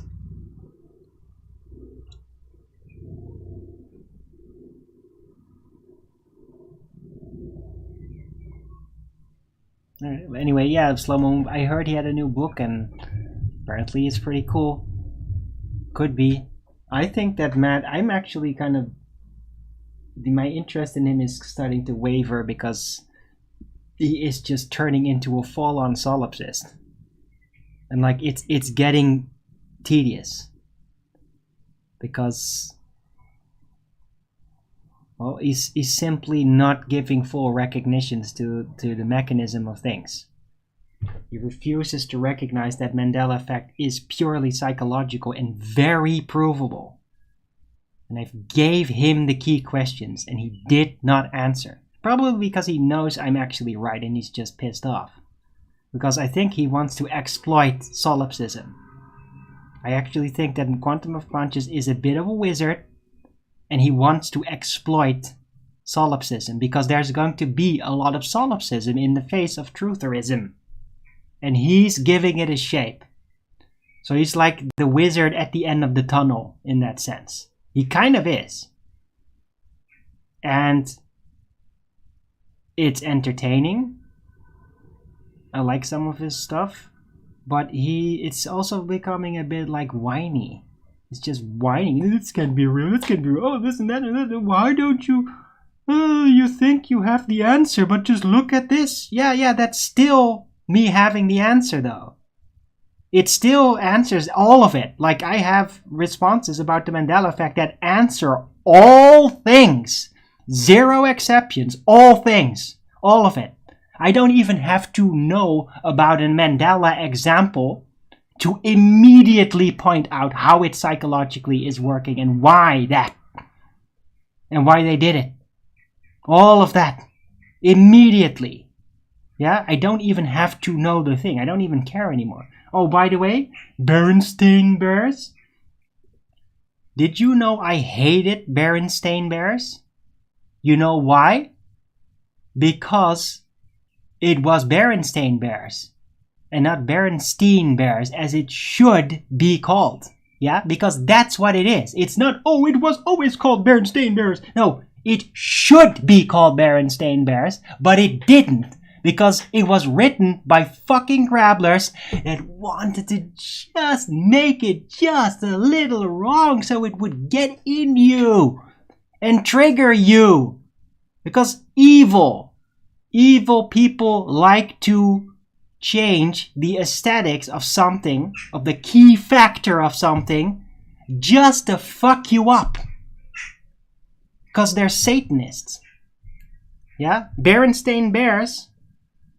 Satanists, I guarantee you, because it's only Satanists where you find Mandela effect. Every time. It's a Satanist trick. They make something, then they figure out this is exactly how it's right. This is the name, this is how it is. Let's fuck with him. Yeah, let's just say, no, it's Berenstain Bears. Nobody would accept that. But hey, they're the creators, they're paying the money, they just do it. And then everybody's gonna be like, what the fuck, why is it Berenstain Bears? That makes no fucking sense, that's not a proper name. That's stupid. We hate it, I hated it, the first time I heard about it. I saw it, like a cover, it says Berenstain Bears, and I'm like, this doesn't read right, that makes no fucking sense. It's not because, hey, it should be Berenstain Bears. No, I've never ever in my life before that point heard of the stupid Berenstain Bears. And as soon as I noticed it's Berenstain, I immediately hated it. Like, fuck this book and fuck the writers of this book. This stuff messes with your mind on purpose. It's satanic. And that's before I even heard the fucking Mandela effect existed, okay? It's before I heard it even existed. All of it is that. You never ever find a Mandela effect where suddenly like, hey, there's something wrong with it. I remember this, the name of this stupid little thing or the book or the series was always wrong and I thought it was annoying that the name was wrong, but the series was pretty good. Yeah? No, that never happens. Never. It's always, wait, the name should be this. Why did they change the name? How did they change the name? It should be Berenstain Bears. Yeah, because it should, but it wasn't. It never was. It was always there to fuck with your mind. Yeah? James Bond? Bracer Girl with Jaws? Yeah. Every person that has ever watched that movie Even if you've never heard of it, if you have never seen of it, there's no exception. Every person anticipated that the girl was gonna have braces when she smiled. And she didn't. She never did. It was always there to fuck with your mind. Always. That's the reason it was there. To fuck with your mind on purpose. And that's why they all do it.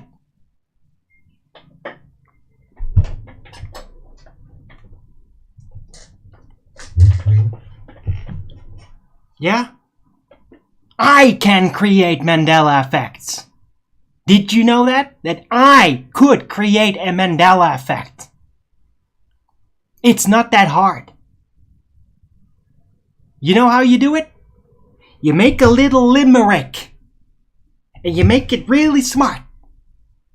And then, instead of having the limerick being perfectly symmetrical, you instead make the last word rhyme to another part of the limerick, which makes it slightly asymmetrical and aesthetically incomplete. Guess what? Every fucking time somebody's gonna read that limerick, they're gonna be like, there's something wrong with this.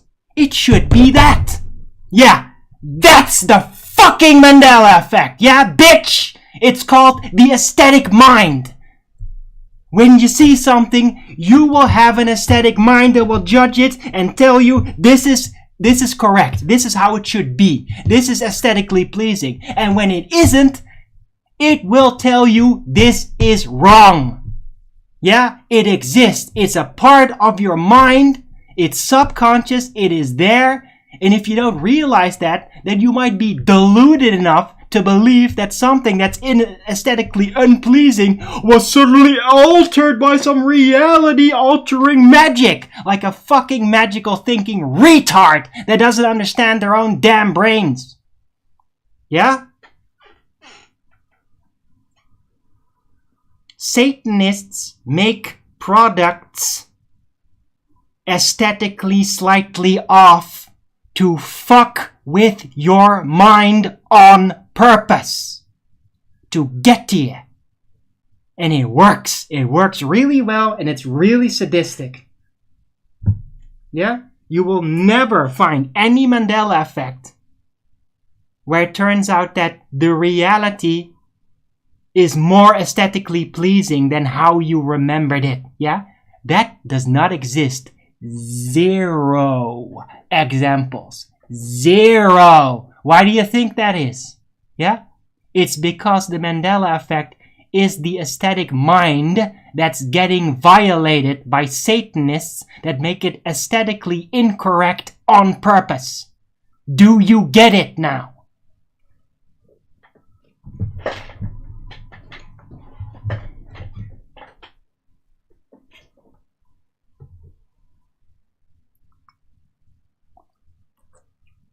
It wasn't. Yeah, it was. It was always fucking Berenstain, and it's always fucking idiotic and wrong. On purpose. It was always wrong. And everybody's mind's correcting it. Because it shouldn't be Berenstain. But it is. And it was always wrong. It was always wrong. And a lot of people probably got into it and forgave its aesthetic incorrectness just to look at the stories, which might have been really cool and appealing. So you're like very eager to forget about that bullshit. But in your mind, when you think back to it, it's always going to be aesthetically corrected. So even if you had that book all your fucking life, every time you think about it, it's going to probably slip in, oh, Berenstain Bears, because that's how you should spell it. But it isn't. And you pick the book back up and it isn't. It's fucking Berenstain Bears and it's retarded and it was always retarded and sadistic to fuck with your aesthetic mind. It always was that. Always. You are just too dumb to realize that. If you're still holding on to a Mandela effect being some supernatural event. Fact!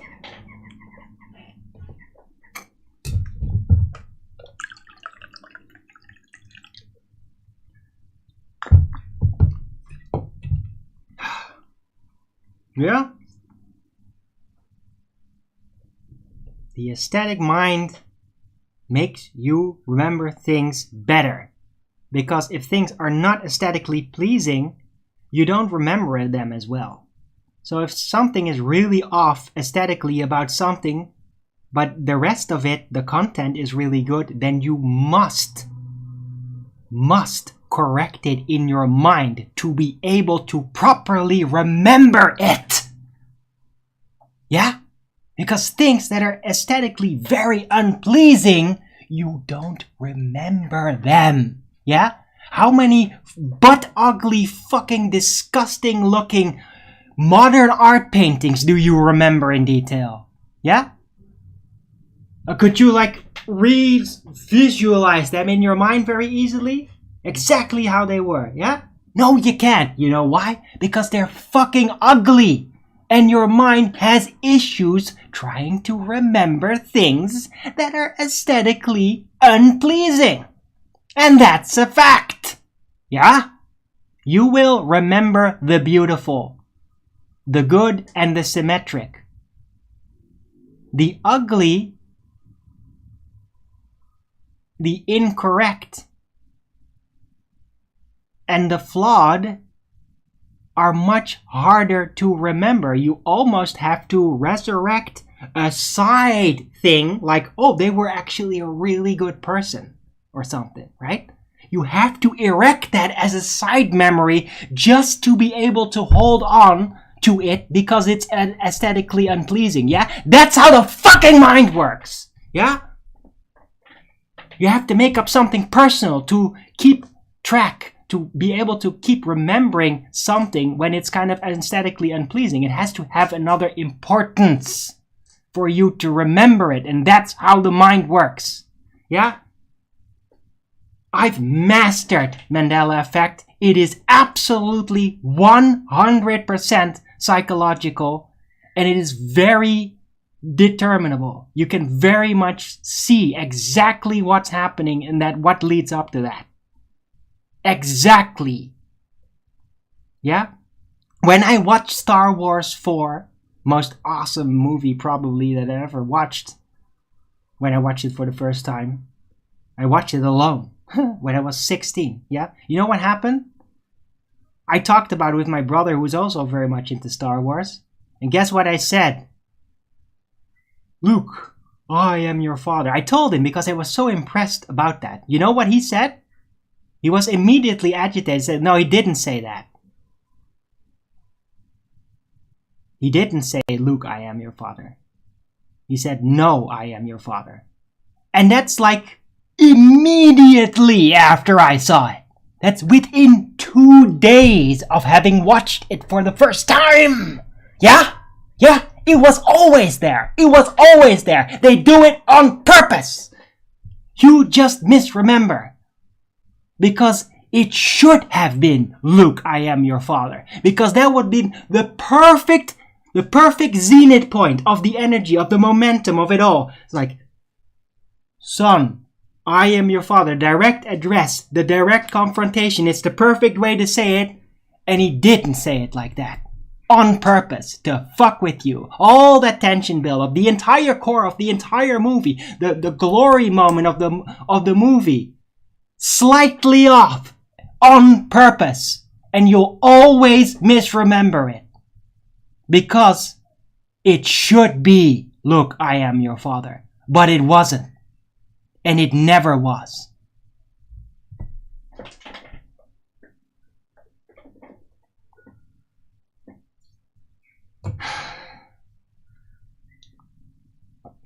People can prefer to material. Yeah, but that's afterward. And they are fucking it up. For sure. Right? But, I mean, it is what it is. And the Mandela effect is purely psychological, and the components are off on purpose. To fuck with your aesthetic mind. To not... But you know why they effectively do it? What's the long-term result? The average statistical result? The more people that bump into Mandela effect and don't realize what it really is, they lose trust in their own senses. Yeah? That's the purpose. The purpose of applying Mandela effect aesthetically off products is to seed an average statistical result of people losing trust in their own senses. Yeah? That's the payoff. That's the satanic spell payoff. An average result of people distrusting their own senses. That's the result. That's the accomplishment. That's why they do it. And that's why it's satanic. Yeah? Don't play into it. Don't reinforce the obviously incorrect belief that reality can be changed somehow. No. It's your mind that changed. And it changed the second you were confronted with that product. The second. It immediately knew this is wrong. This is what it should be. But because you probably didn't take too much notice at the time, you forgot what it really was. Because you didn't want it to be that. Because it shouldn't be that. Because it was aesthetically wrong. And you knew that instantaneously.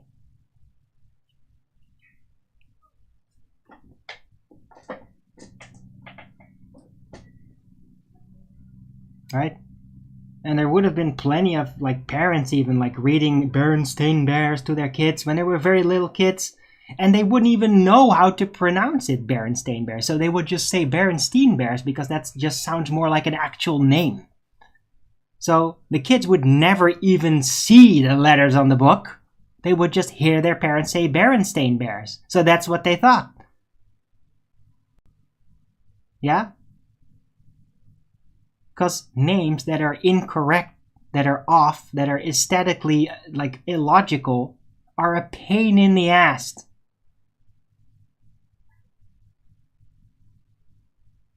So, if there's a correct version that you're going to jump to, that's what most people will use. Because they don't care whether they get it correct or not. They just care whether they can move on with it. Remembers it as Luke. Yeah, everybody remembers it as Luke, I am your father. Everybody does. Even the actors. Why? Because it should have been Luke, I am your father. But it isn't. And even the actors felt that it should be that. But guess what? Little old Georgie boy thought, nah, let's do this.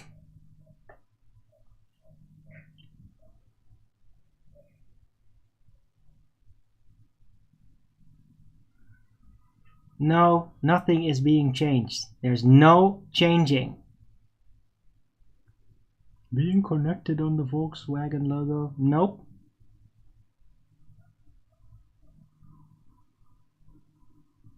It never was. It was never connected.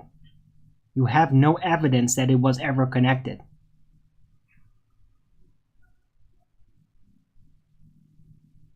Right?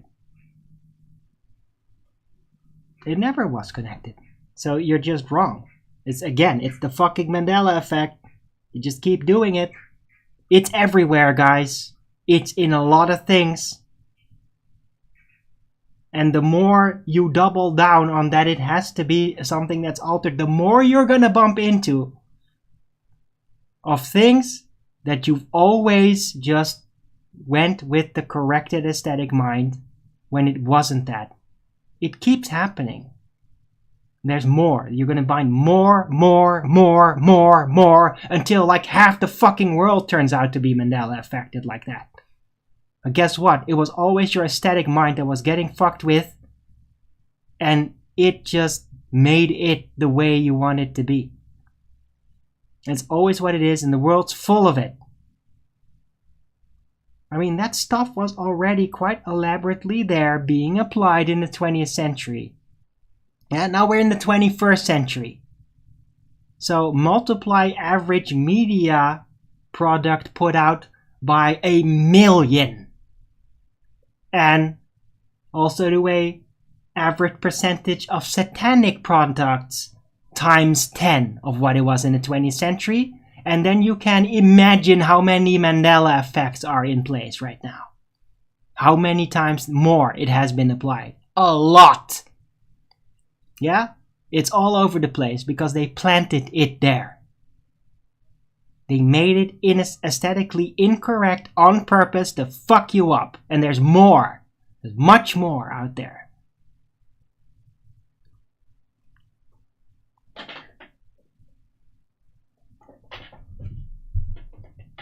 The world map by being different. Yeah, it wasn't. But it doesn't really matter. The freaking projection is wrong anyway. I mean, the map projection is just wrong.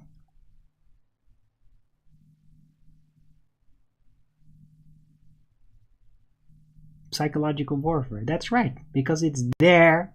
The Mandela effect is applied by satanic influences to make people statistically doubt their own senses. That's why.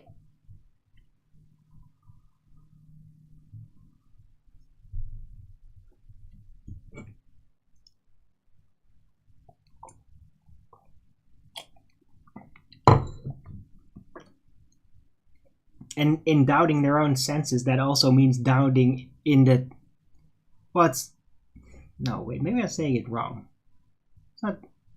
Because you should doubt your senses in that sense. The aesthetic sense is something that you should be aware of that happens. But you can be if you're just aware of it the second it happens.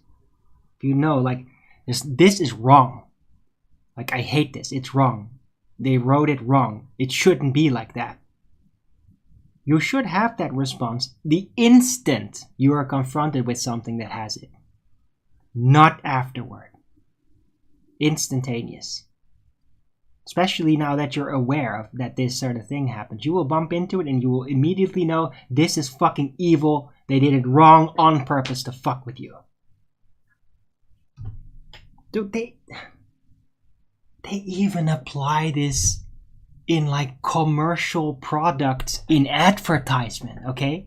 They had a whole phase in the 90s even with like Dutch commercial products for like washing machine soap and whatever, all that stuff, and where they just make the name weird and off, and the way to pronounce it isn't exactly like how you would pronounce it when you read the name. And they did it all on purpose to fuck with your mind. And there were even like talk shows talking about how they did that on purpose. Okay? To get the attention. It was just an advertisement tactic, but it's basically Mandela. On purpose. Aesthetically incorrect on purpose to fuck with your mind. Because it had some statistical advantage in the advertisement business. Really? That was known. It was talked about on fucking television, guys. In the 90s. In the Netherlands. I mean, what do you want? What more do you want?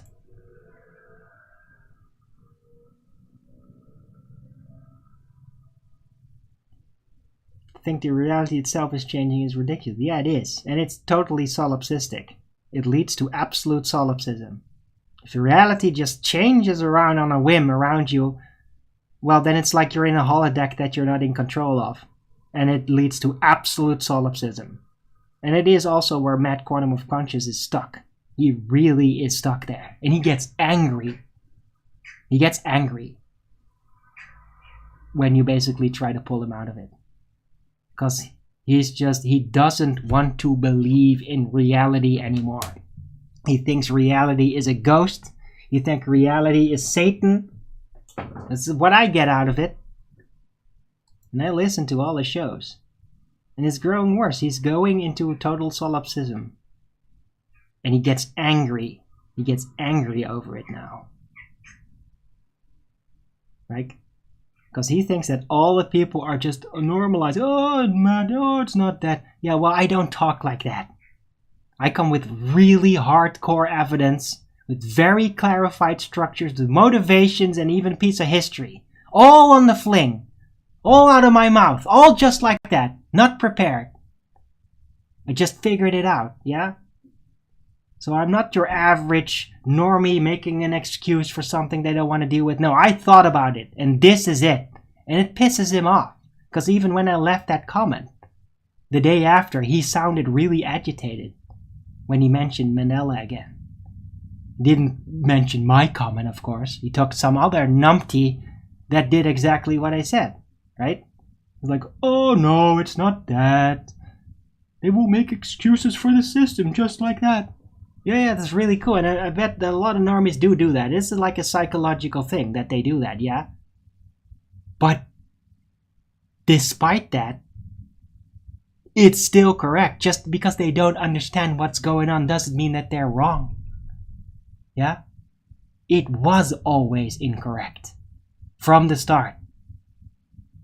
And everybody that's unsuspecting, that hears it for the first time, they will have an instantaneous reaction. Wait, that's not it. Because it's aesthetically off. And it should have not been like that. It should have been the correct way. But it never was. Even in your fucking memory and in your dreams, it will be written right, yeah? People can have dreams over that shit. There's some franchise, some thing. Can you imagine a kid's like super into Berenstain Bears? But it's like he hates the name, but he loves it. It's like the story's really into it. He might have dreams, right? And in the dream, he will meet the Berenstain Bears and will be epic. Yeah? And then their house will have a big sign that says Berenstain Bears. Or I mean Berenstein Bears. It will have it aesthetically corrected in his dream. Yeah? Because that's what's gonna happen. It will be aesthetically correct in the dreams. When in reality, it never is like that. It's always incorrect. And nothing will change that, yeah? But your dreams and your mind, they will all correct it to how it should be. And that starts from the start, even when you're not aware that it is there. It will do that. Because that's how the aesthetic mind works. It always happens. Always. I've had dreams like that with things. Continually, because there was a lot that I found extremely aesthetically unpleasing. Well, although it's not like products, it would be like behavior of people. Where I thought this and that about him is really interesting. But he has this fucked up side, and I didn't want to deal with that. So I would literally Mandela effect people! Okay? I would have Mandela effect on people! Yeah? I had Mandela effect with the fucking Jesuit guy, okay? You never heard that before, right? From me? I did. I had Mandela effect on the Jesuit guy. There were things of him that I just could not accept, that I could not fit in the rest. And so I just wouldn't remember it. I would disbelieve it, even when I saw it with my own eyes. Yeah? Aesthetically unpleasing things can really fuck with your mind if you're really invested in the rest of it. It's just what happens. And your mind will twist everything around just to correct it. It's how the mind works. You used to think my name was Origin? Yeah, that's just Del's fault. Because he always said Origin. I don't give a shit. It was always Arwin. And it is always Arwin. It's how you spell it.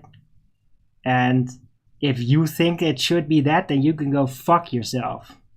Origin is not a name in any language.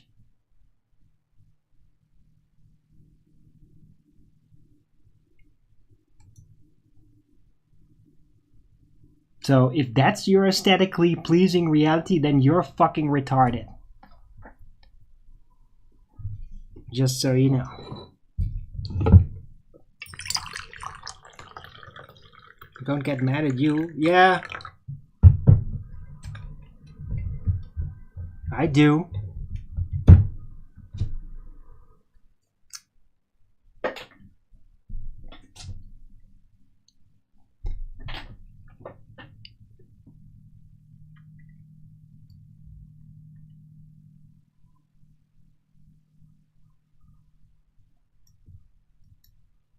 Yeah?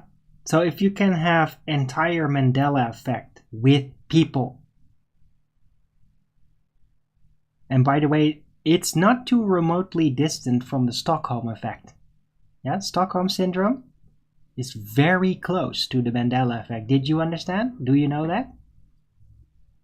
You know that the Stockholm syndrome is kind of the effect, but with people, where you fall in love with them and then you blot out the dark aspects. You literally actively forget about it. Yeah? It's the same effect. It's the same effect. Do you see? Do you see how the Mandela effect is the same effect as the Stockholm syndrome?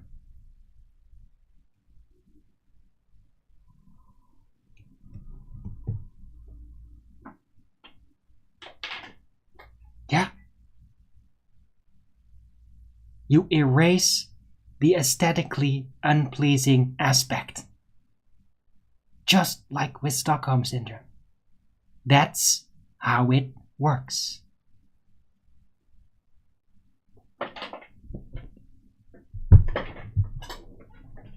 Right. Anyway, man, I've been going over 2 hours.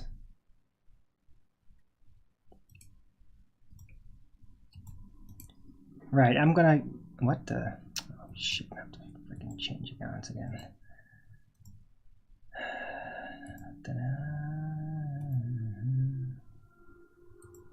Right, I'm gonna retitle. This definitely is gonna have the Mandela effect in it.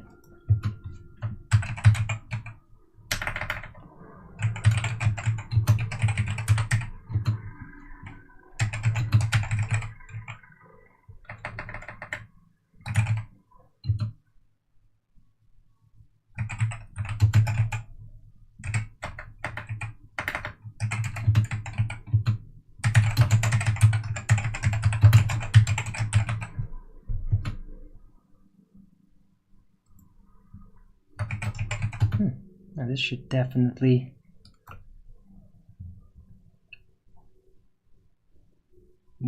get some attention. The Mandela effect is the twin sister of the Stockholm syndrome.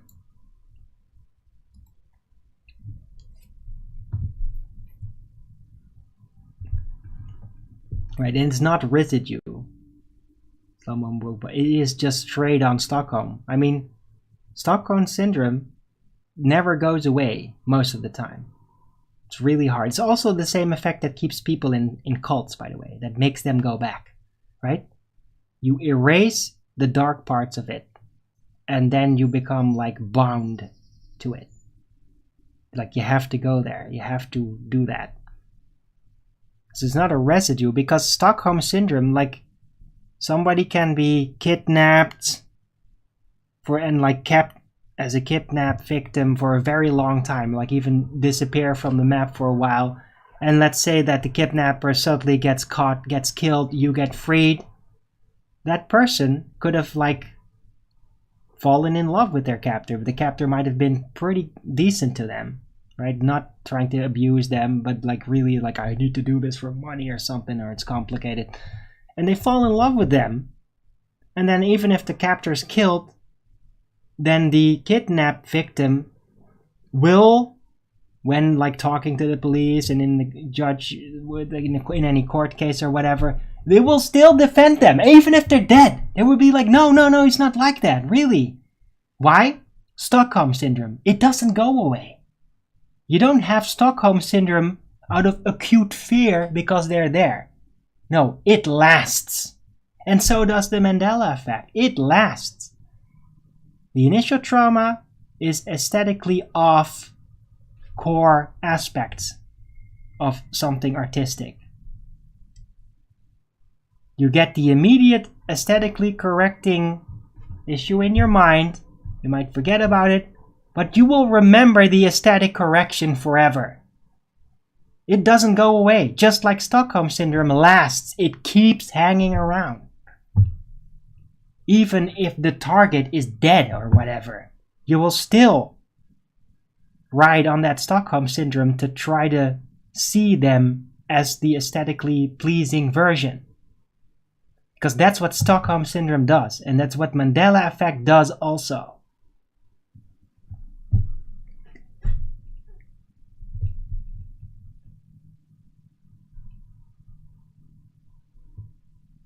Okay, selama mo lagi.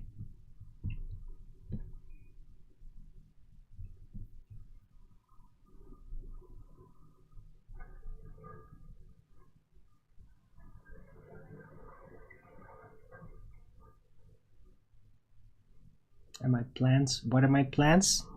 Not much. I'm just gonna like hang around and I don't know, watch videos and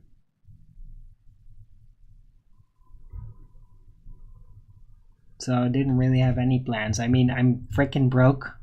I could really use support. And yeah, I mean, if I don't get that, there's really very little I can do. I mean, I could like go out and walk in the park or something, but I mean, that's pretty much it. Yeah. It's not gonna be super exciting.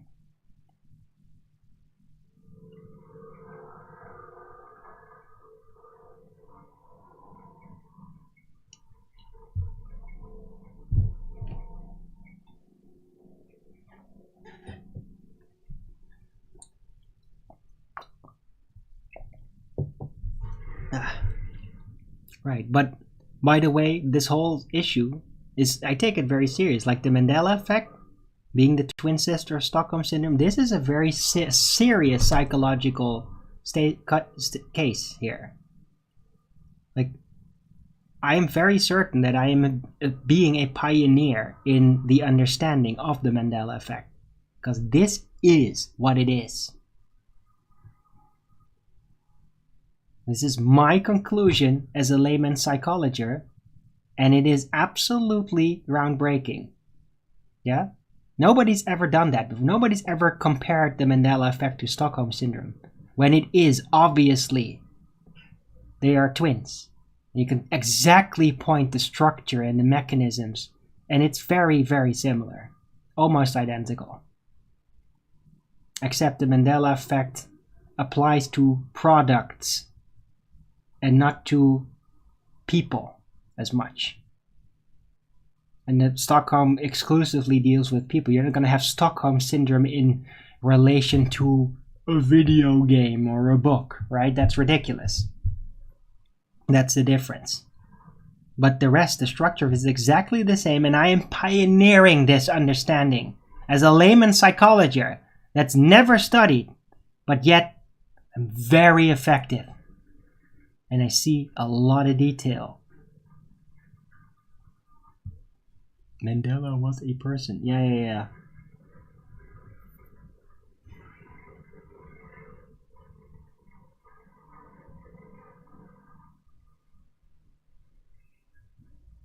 Did you say what your package was? No, he didn't say. And I'm getting the package Monday, unfortunately. There's a mail delay. Like, it should be there, but it wasn't there. And like the lady at the counter said, like, yeah, I was supposed to get a package Tuesday and it still hasn't arrived. So there is some weird postal service issues. It might be because it's summer. They might not have proper staff to do it. Or the staff just bailed because they're lazy bastards or something. Or got vax damage or whatever. But, you're bad. No, but I said it would arrive, Richard G. I said that yesterday. But it should have arrived, but it didn't, because there's postal service issues. I checked it this morning. Am I near Vondelpark? No, Vondelpark is Amsterdam. I'm in Utrecht.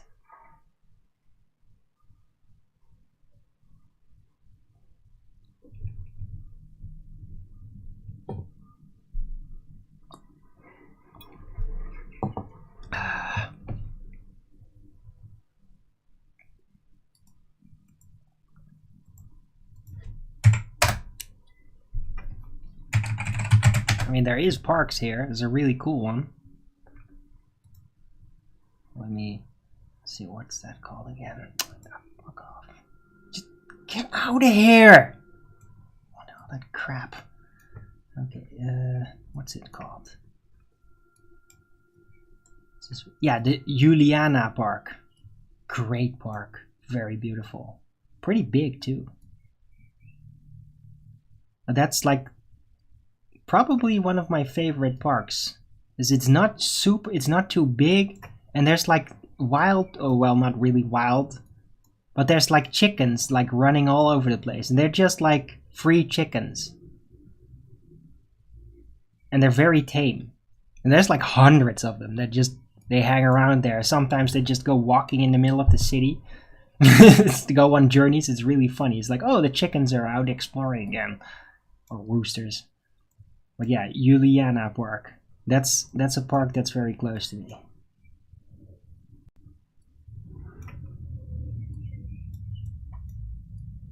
But where I go out walking, that's yeah, it doesn't really have a name.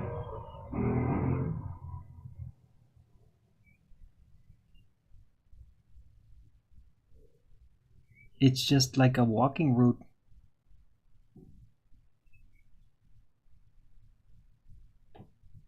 But yeah,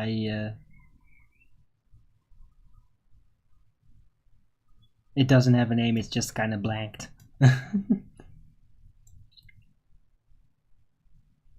And it seems like the same kind of walking distance, except to the Juliana Park I have to walk through the city, while to that other thing I only have to basically walk past the river, which is more beautiful. And there's like geese all over there in the fields. So I usually just take that route. Any pretty Dutch girls at the park? No.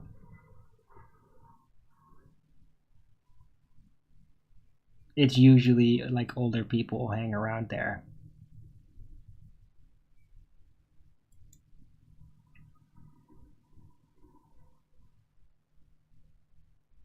It's not like a girl meeting place or anything. There's other parks that are like that.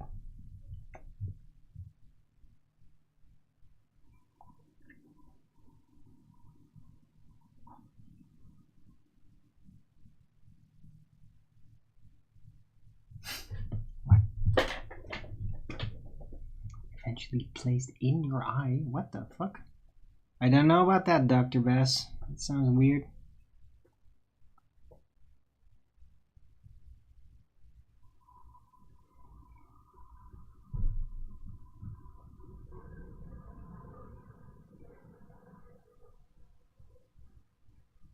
It was like this in the Netherlands. Alright.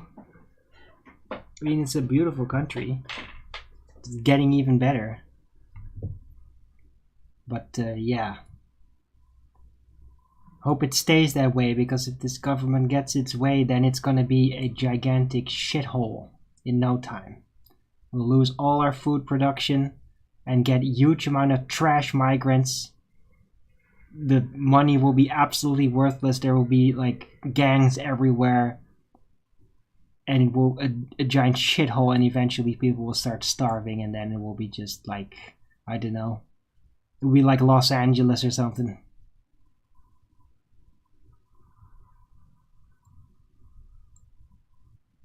Is the Netherlands too gay? A lot of it, yes. The media is gay as fuck. A lot of city people are SJW, and a lot of gays. There's gays everywhere, especially in the cities. But I mean, in the country, they're not gay. In the city, there's a lot of them. But I mean, they don't really. They're not gonna last very long, though.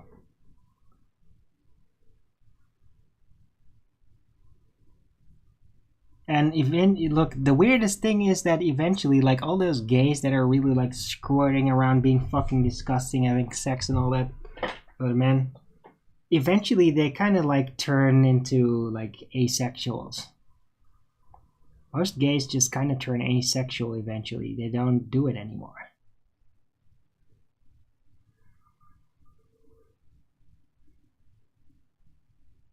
So it's like, they're just like, they're just like women that don't have sex in men's bodies that are kind of like not very appealing as men. And there's a lot of that. I got one downstairs. But yeah, there's a lot of it, unfortunately. But there's still plenty of very non-gay people also. But they're having a tough time. Commercial World Fortune 5. Yes, I know, and that's why they should all be kicked out. Every single one of them. Just kick them out. Bang! No more for you.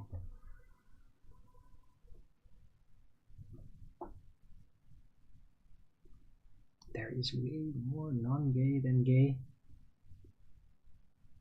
Well, not in the cities though. I mean, well, the problem is there's a lot of people just acting gay, you know?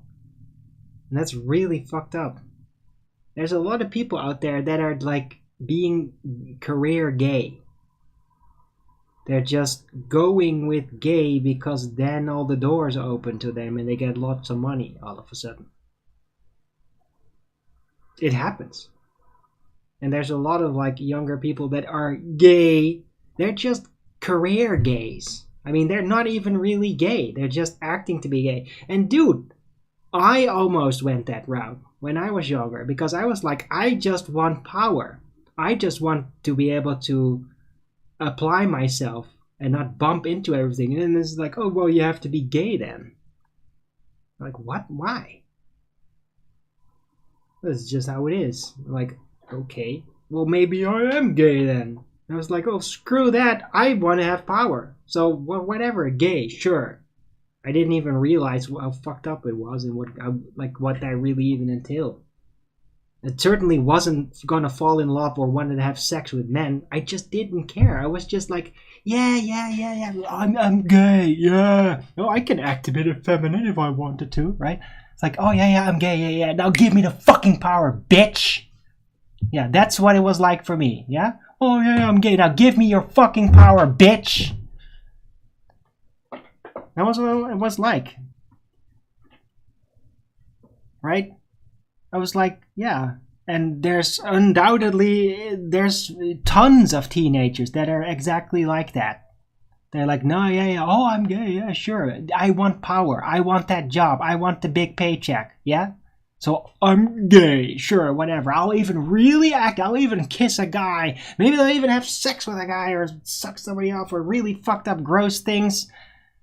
But as soon as that power thing goes away and it's like, oh, no, you're actually, heterosexuals are actually going to be treated equal with gays? Yeah, guess what? Oh, a lot of people suddenly aren't gay anymore. Yeah. Or they'll at least not officially be gay. They will still be gay for having done all that. But they will reveal that they're not really all that interested in homosexuality at all. It was just for the power. No doubt.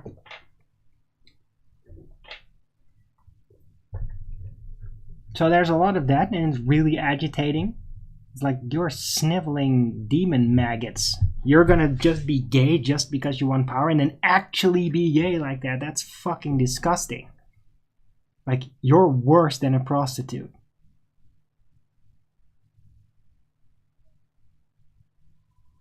Right?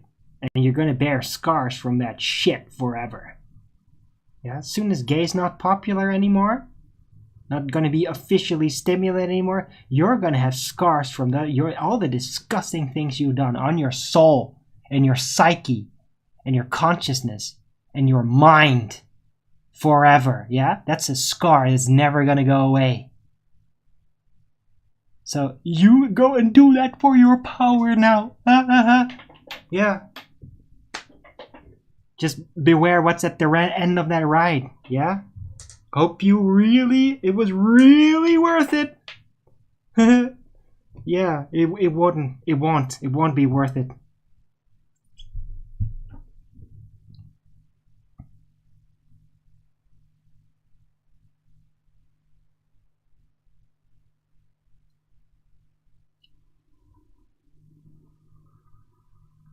Shape-shifting for social conformity. Yeah. Disgusting.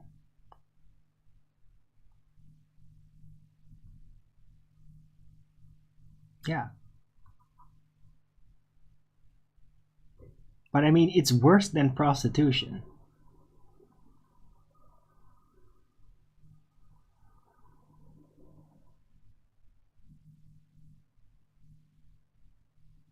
I mean, just think about it, man. Like, no, I'm not even gonna go there. It's just insane. It's incentivizing to self-mutilate. This is what it is. It's like, oh, you want more? You want to be better? You want to be one of the special ones? Okay, well, what are you gonna sacrifice to Moloch for us? Yeah? Is it just your soul? You're willing to go further? You're gonna actually sacrifice your genitals for us? You are gonna go even further, carry more hatred by pulling more people into making sacrifices for us? Well, then you'll get even more. Yeah? It's a satanic pyramid scheme. Yeah? The more people you help to their doom, including yourself, the more you get on the short run. That's their tactic. Money to destroy.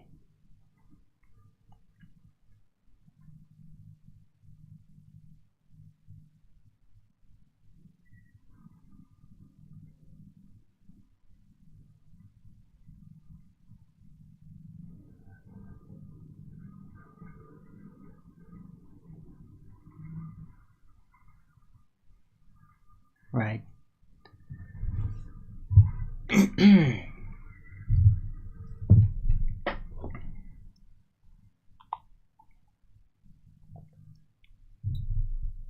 You don't think Stockholm Syndrome is real? Yeah, it is freaking real, dude. It is. It's palpably, provably real. I know about it because I've been having that. I had Stockholm Syndrome. Okay? So you can think it's not real, but it is real. I've lived it.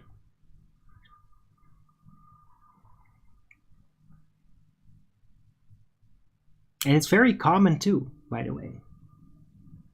Do I know the origins of it? Yeah, violence. Psychological or physical violence. And no opportunity to stop it. Powerlessness in the face of psychological or physical violence. No, I wasn't kidnapped, Steamy Traveler, but it was similar. I just found out that I was actually living in a place where in my area there were torturing psychopaths and that I couldn't escape from them and that they were connected to government so that even if I would try to report on them, nothing would happen. Yeah? You get fucking Stockholm from that. Yeah? And I did. Pure fear.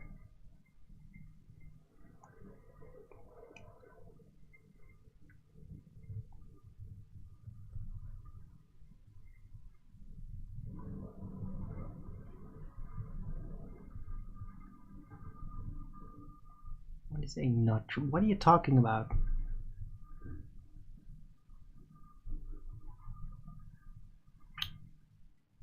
Do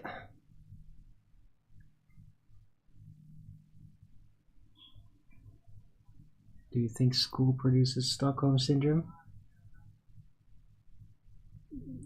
To a degree, yeah. I mean, they force you to memorize stuff, whether it's wrong or right, and they make it not matter, and then they reward you for memorizing it, and they punish you for not memorizing it or criticizing it. So, yeah, schools certainly have potential to create Stockholm Syndrome. Doesn't mean that all schools do. It really depends on how good the teachers are. And if they can minimize the trauma. and still keep order.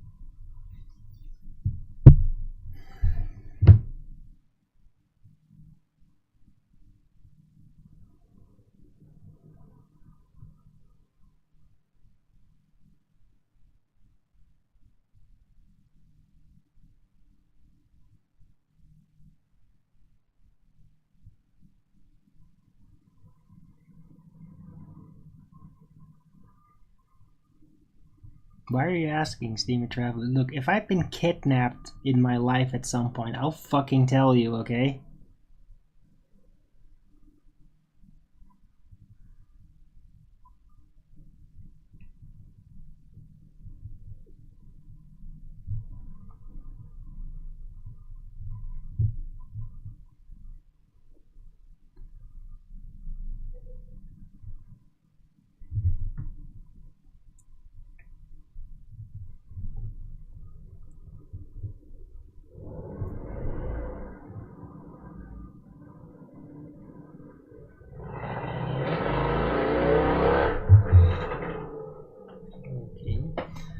Right, so anyway, man, I've been going for almost 3 hours altogether. Hope you guys are appreciating the show.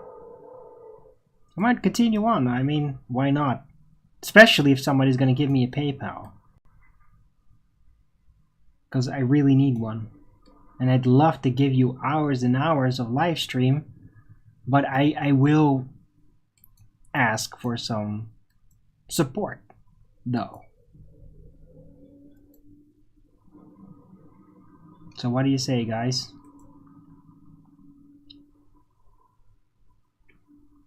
I thought Stockholm Syndrome implied kidnapping. Well, that's where it really becomes strong. Like, that's where it's the most noticeable, Steamy Traveler. Right? When it's the most acute. I mean, a kidnapper should be, like, seen as, like, obviously your enemy. And that's why it was discovered. Because it's like, wait, why are you defending him? Why are you, he literally like tortured you? Well, that's how it became apparent. Like, wait, there is a psychological effect that flips it out, inside out. That's Stockholm Syndrome. It's discovered within kidnapping victims. But it does apply in other types of scenarios too. It's not just kidnapping. But it always comes in places where there is some kind of psychological or physical violence and powerlessness. That's the chemistry you require to have this Stockholm Syndrome come afloat. Is the powerlessness is a very important factor. If you do not feel powerlessness upon the unrolling of the traumatic thing, then you will not have Stockholm Syndrome. Powerlessness in that moment is critical for that effect to start popping up. Because it is a psychological defense mechanism. It's flipping it inside out so you don't just disintegrate spiritually. That you find a purpose. You find a purpose to love instead of hate and die. It's kind of like rekindling a flame, trying to erect a love even in something that doesn't deserve it, just so you have love to focus on instead of death. You could argue it like that too. And if you ask a Stockholm Syndrome person that's very smart, they will probably tell it like that. It's like, yeah, no, I choose to love. It's like, to love it or I die. Because that's exactly what it will feel like. Because of the powerlessness to stop it. What happened?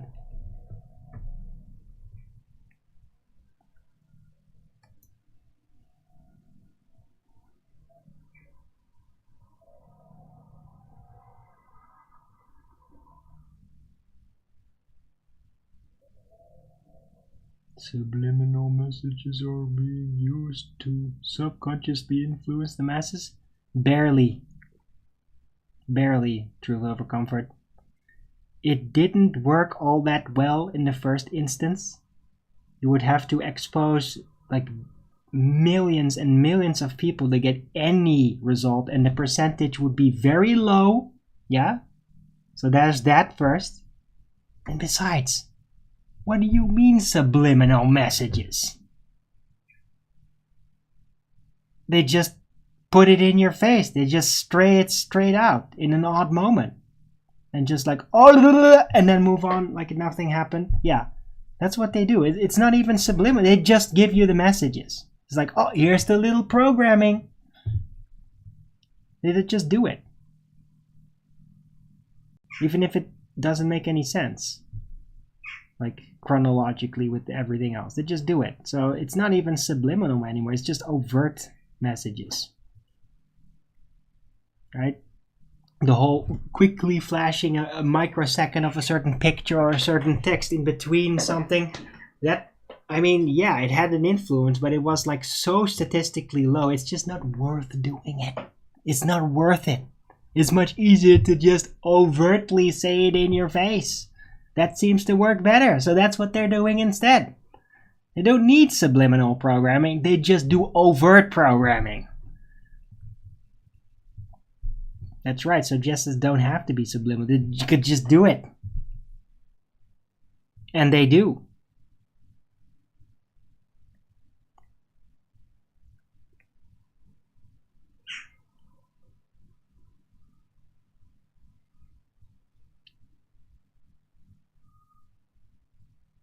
They don't say world, they say planet and globe. Yeah, but sponsored. That's the new thing. That's the new language. You have to say that. Because news and media is all about the globe earth bullshit. Yeah, give us more money. Give NASA more money.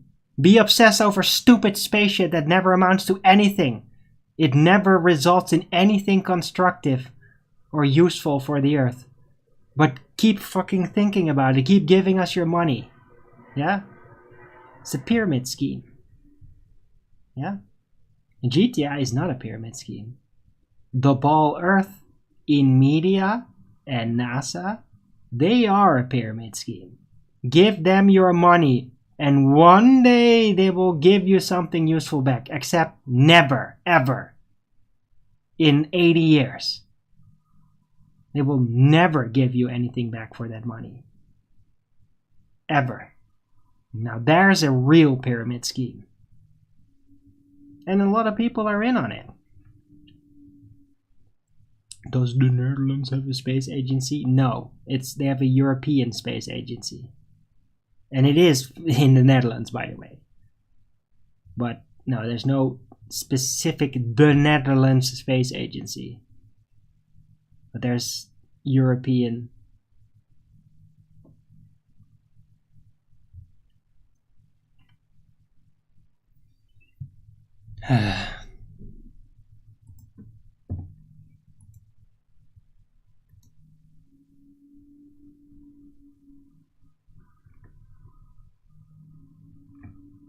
Come on, guys. Is anybody gonna PayPal me?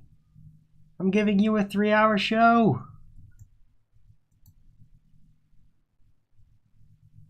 Space office. Okay.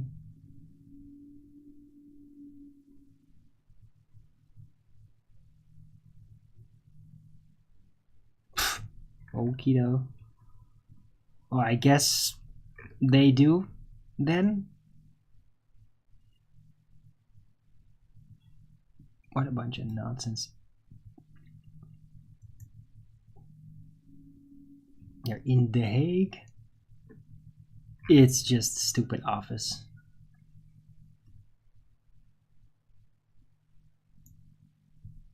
I don't think they do shit, Steamy Traveler. It's just the office in the middle of a city.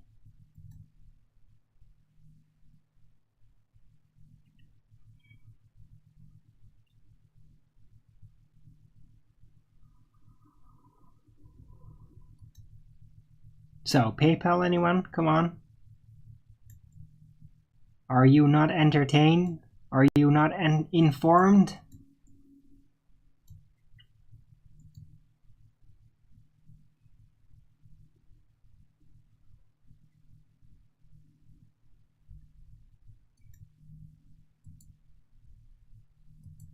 Come on, guys, bear with me. I really need it for like the next few days at least, and then maybe at some point, maybe I get lucky. Maybe like by Monday, I'll finally be like good enough for a while. But right now, I am really in need. It's like, would be great if I could actually buy some smokes, because I'm literally rolling on recycled tobacco, old tobacco now. So please help out your local Arwin, guys. Where is it anyway?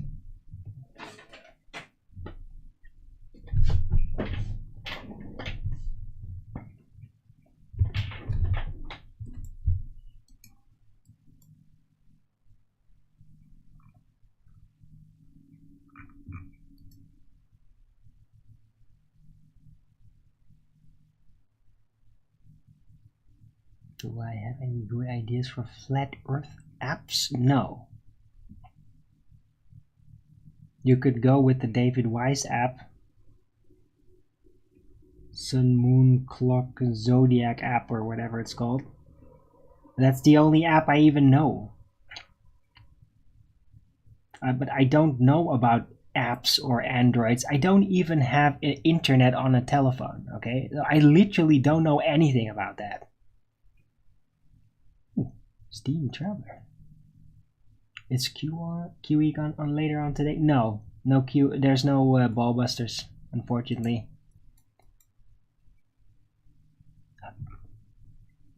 Dude, Steamy Traveler. What the fuck? Okay. Thank you. Holy shit. Well, I guess I'm good. Thank you, man. Whoa.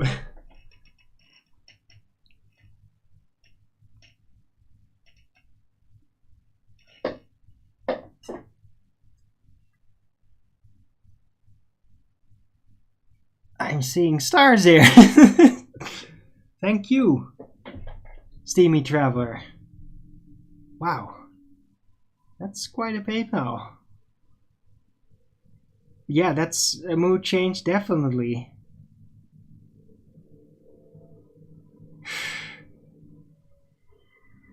It would do the same. Right. Getting a little dizzy right now. Thanks, man. I really appreciate that. And I really hope that package of yours is also going to come in soon.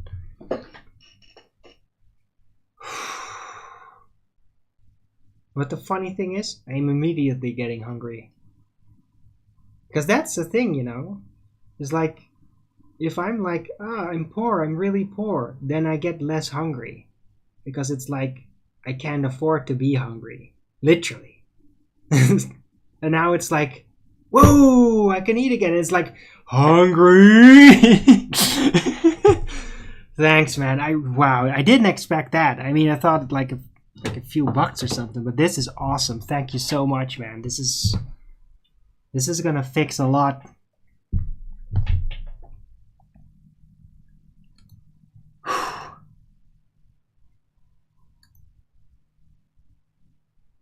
I'm literally dizzy right now.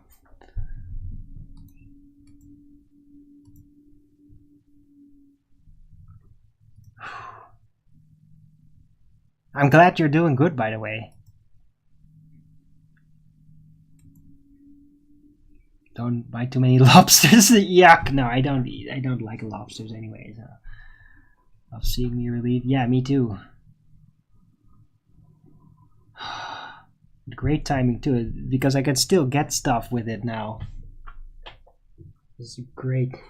Thank you, man.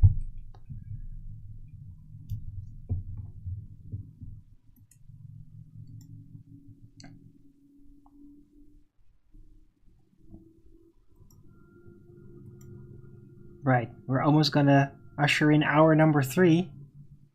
Well, technically it is hour number 3 because my first stream, of course, with the internet cutoff was 15 minutes. So I'm technically already past the 3-hour mark.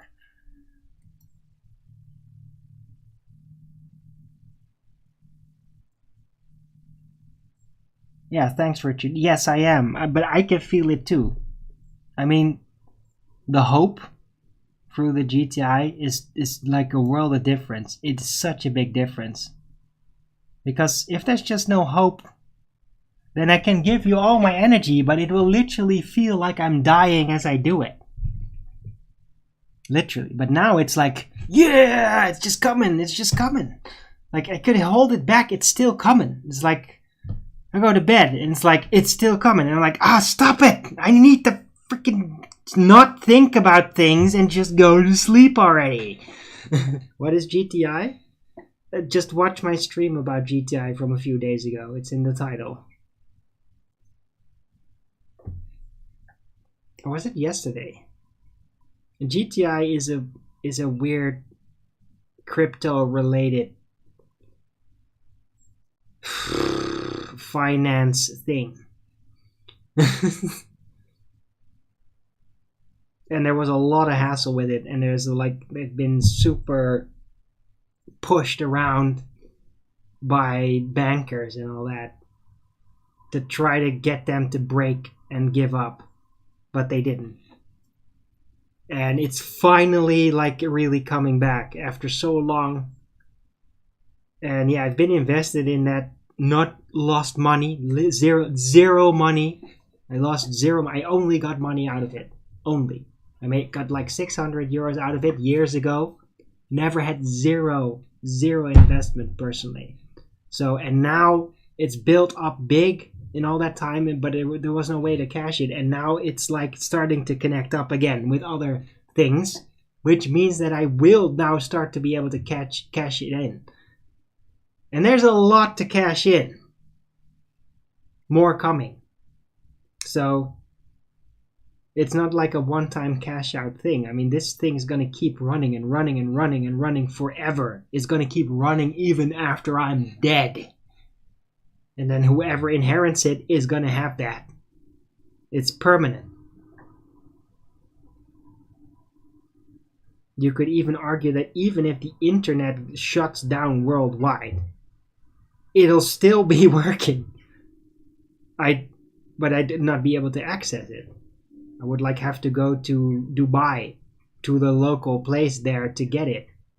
But it's still running. It's never going to go away ever. It's not hackable. It's not infiltratable. It's not boycottable. It'll never go away. Yeah? Never. It'll never go away. That's proven by now. I thought it would never make it. But it's still there. It's not on top of everything. I'm not super rich right now. But it is indestructible. It's not going to go away. The only thing that's going to go away is people's trust in it, because there's giant amounts of people and pages and paid chills that are calling it a scam and a pyramid scam and this and that and then and then they're frauds and then it's all horse shit. The people that run it are like boring nerds. They're like boring. There's a video of them. They're freaking boring as shit. They're not grabblers. They kind of look a little bit like they could be like a little Yui or whatever. But no, not really. You just watch them talk. They're freaking boring nerds. They're not scammers. Scammers are not like that. These guys just had a vision and they built it and then they held on to it in the face of everything. And that's it. It's not a scam. It's certainly not a pyramid scam to me, because I never had any initial investment. I only got money out of it. Okay? Only. So I don't see how that's a scam. Yeah, a scam makes you lose money and then makes you double down on the investment to get something back. Yeah? That's never happened here. Never. I've had €0 investment and only got money out of it. So, yeah, if you think that's a scam, well, then you are deranged. So, you must first invest to get it back. No. Invest to get it back. You have to get involved with these other types of tokens that you can cash in. So, yeah, technically, I'd have to like pay €50 or something. Or I wait until my dad or somebody else basically sells me or trades me those tokens.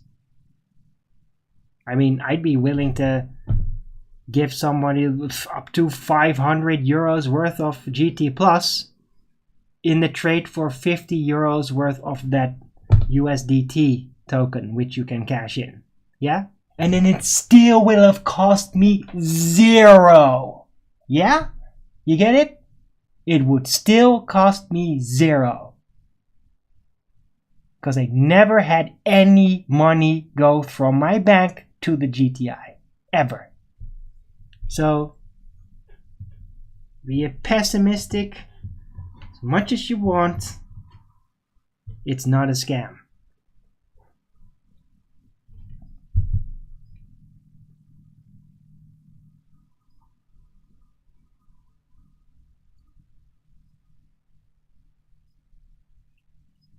Traditional investing?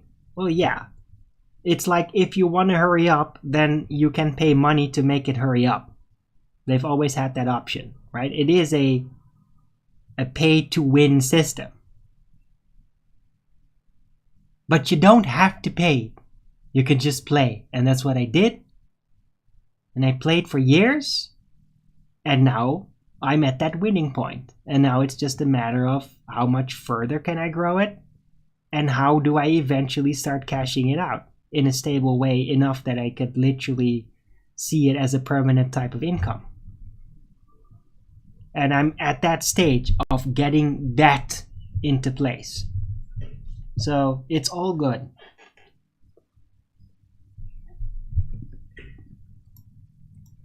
Right, but anyway, until the cash actually starts going into my bank account, I'm afraid I'm still poor and I'm gonna require support to get around.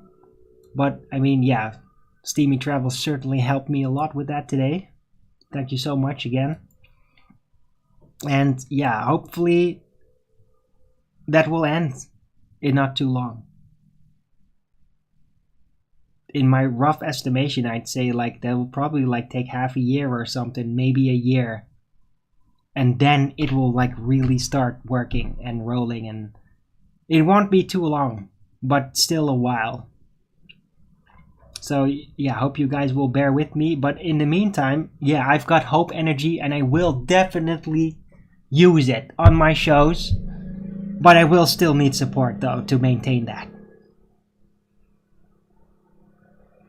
But it's been ignited. I've got a lot of it and I've been enjoying utilizing my energy with the shows. And FED too. You might have noticed that it works also with FED. I'm like more connected there now for some reason. It's because of the energy. It's just because of the energy. If I ever get to the Netherlands, you can buy me a beer. Oh yeah, for sure, man. For sure. I'll get you the good stuff too. Give you the Pinkes Pils, the good beer. Or some special brewy thing if you like that. There's all kinds of organic brew too. Anyway, yeah, I'd love to meet you one day, by the way, Steamy Travel. That would be pretty cool. Right. Although I don't know what you look like yet. You've never actually shared that, but I don't know. Whenever you want to, if you want to. Don't need it necessarily. Right.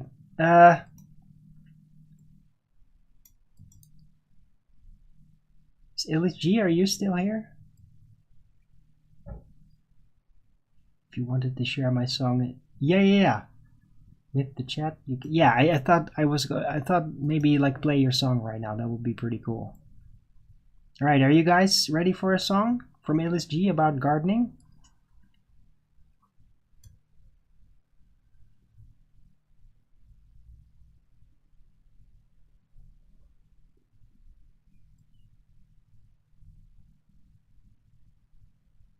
Alright, let's do it. Here you go.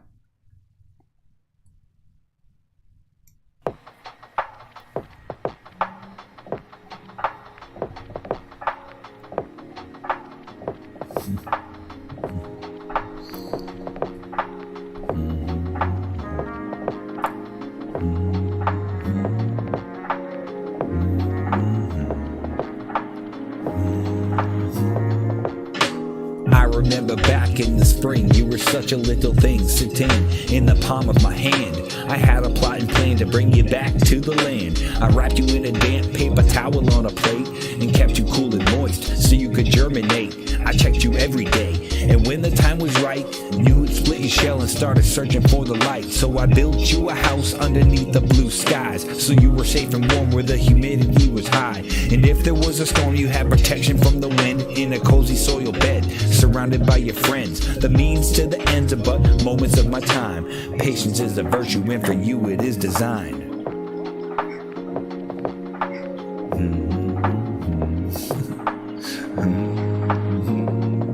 So I waited as you grew another inch or two, and it was time for your big move to show what you could do. I grabbed a hoe, dug a hole to sow the soil with the seed. The action fed my soul with my feet in the dirt, in the sweat of my brow. Undo a humble man's work. You're in raised beds now, sitting pretty, sunbathing, roots soaking and cool, spring water flowing. Plan to push flowers open, get the fruit growing as you become one with the wind and the sun, swaying to the rhythm of a seasonal drum. Weeks pass, time flies, I'm inspired to rise. Every morning now you look new to my eyes. The blue of the skies against the green of your leaves has got me recognizing nature's beautiful schemes. Grateful as I participate and perpetuate greatness I did not create, relating to the greatest one to ever be great, who created, motivated as I propagate this field cultivated with intent and love.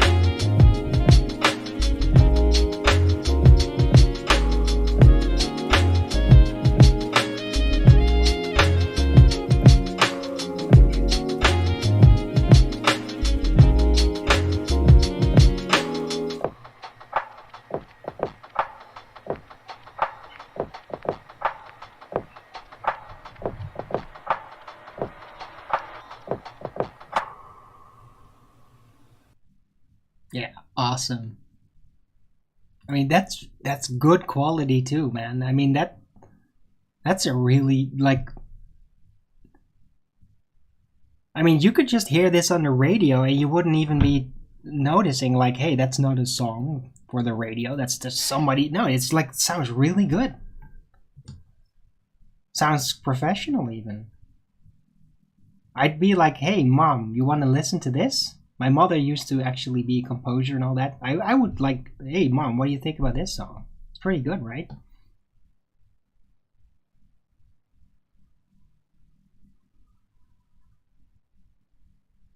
Old school vibe, exactly. Yeah, yeah. It's great. I'm really impressed, actually. Good song, man.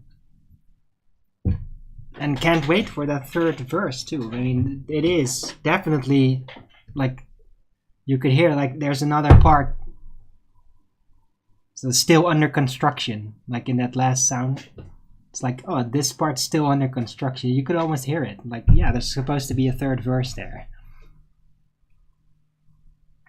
Vanilla Illies. What?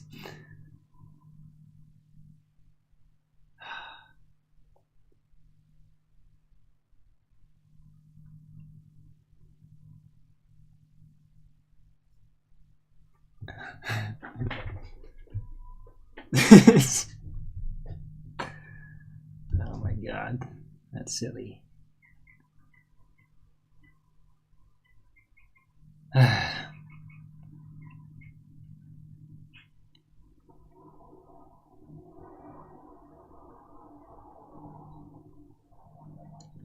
taking some time to... Dude, I really appreciate that you actually made that song. I mean, you made that song, like, pretty obviously inspired on my love with the plants and all that. And your own. It's a really awesome song. It's just great. It's a really good summer tune. So yeah, I'd recommend you definitely finish that and just put it on your channel, man. It's a really awesome song.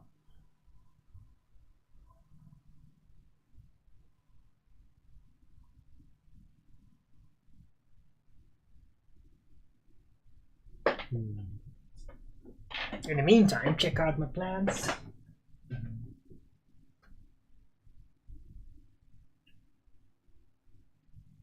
Look at how they're blooming. Look at that. Look at these basil flowers. And they're getting visited by bees all the time. They don't really smell too honeyish though. The oregano smells more honeyish. Right. But yeah, it's doing great.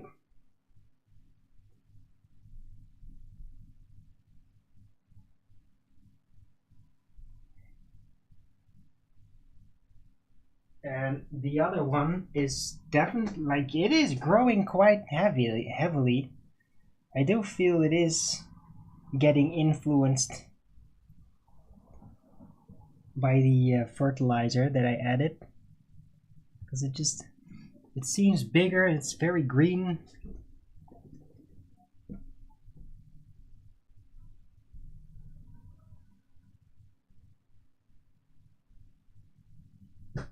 I am going to give them a bit of water though, they seem a bit dry.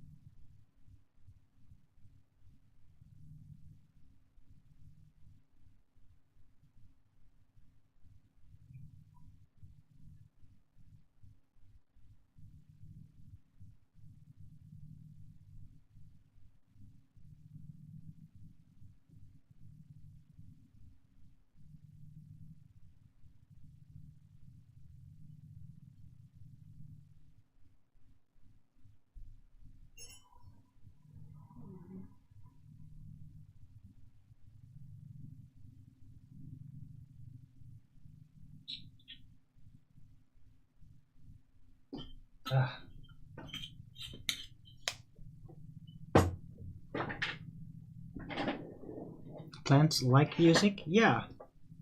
Well, it's not, but it's not even like the music though. At least, I don't think plants like literally... I don't know, have there even been like real serious studies about that? I mean, because I think that plants really more respond to the person. I think that plants respond to the person that responds to the music.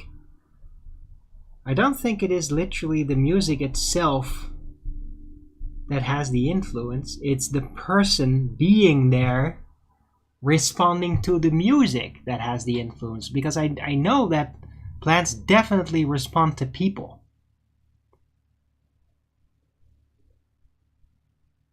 Yeah? Because, like, I could, like, play black metal and shit right next to my herb plants. It wouldn't really do anything too bad to it. Unless the music made me feel angry and bad and bitter and all that. And then that would have a bad influence. But it's like, if I feel good, my plants are feeling good. If I feel bad, my plants are feeling bad. I don't know if the music just by itself really does anything like that. I mean, it might with animals. Animals have ears, like cows have ears. They might have a feeling response. But plants, I don't know. Maybe vibrations of it. It's just that I don't know if that's really literally true. Plants definitely respond to vibes, but I don't know if they directly respond to music itself.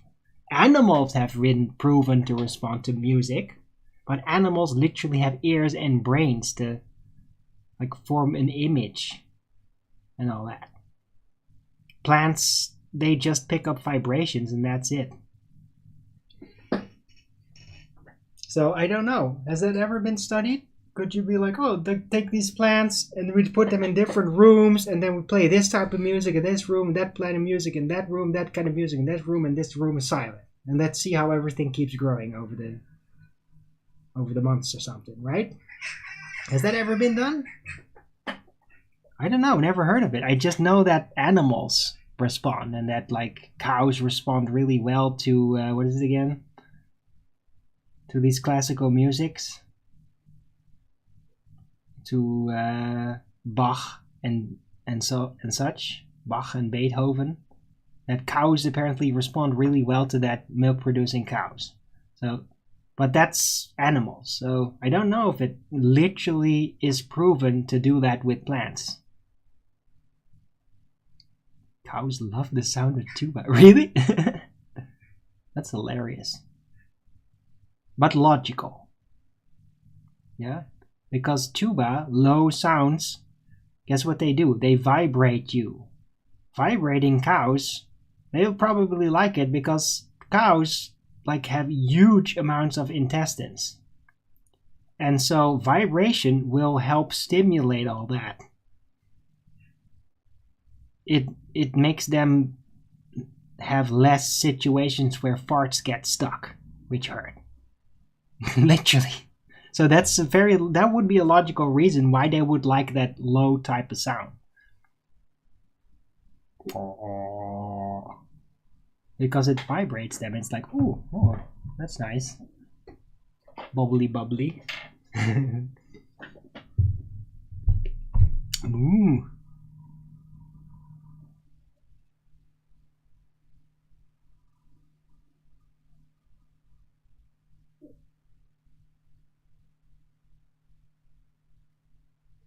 Right, wow, it's 6 o'clock here, man. I don't think I've ever streamed an early bird show past 6 before.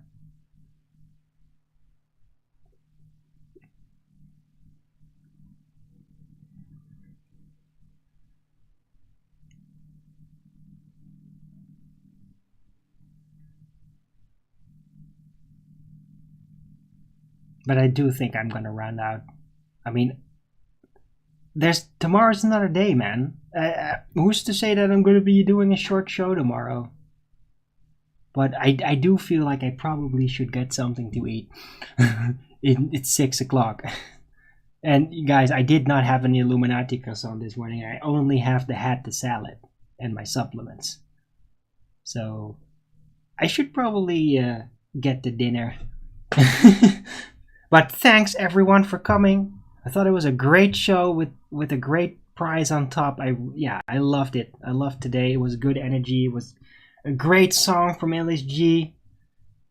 A really good, detailed, new insight relating to the Mandela effect. That it is, the twin sister of Stockholm syndrome. And I argued very elaborately why. And I really feel I'm seriously onto something with that. So overall, great show, good atmosphere, good weather. Hope you all enjoyed it. If you did, then please don't forget to Rogan's it up. Don't forget that. It's currently at 6. But, I mean, this show should be like at 10, at least. Right. But anyway, don't forget to Rogan's it up. And if you haven't already, subscribe to my channel and hit the bell notification so you know when I'm going live, which is normally 1 p.m. Amsterdam time in the weekdays and 2 p.m. Amsterdam time in the weekend. And please also do support me through the PayPal and the Patreon. That would be much appreciated. And it's still very much use it. Thank you again, Steamy Traveler, for that big donation. Right, so I'll be back tomorrow with Flat Earth Early Bird number 1635, back on a Monday. So it's going to be 1 p.m. Amsterdam time again, unless it's like really super hot again, and then I might be a little late because guys, when that sun hits this, it's really freaking hot. So excuse me if I'm going to be on average more late in the weekdays during this summer. It's just really hot that first hour, right? But I'll do my best. Right, so no ballbusters this evening, so it's gonna be a quiet evening pretty much. And hope to see you tomorrow. And until the next video, keep it flat.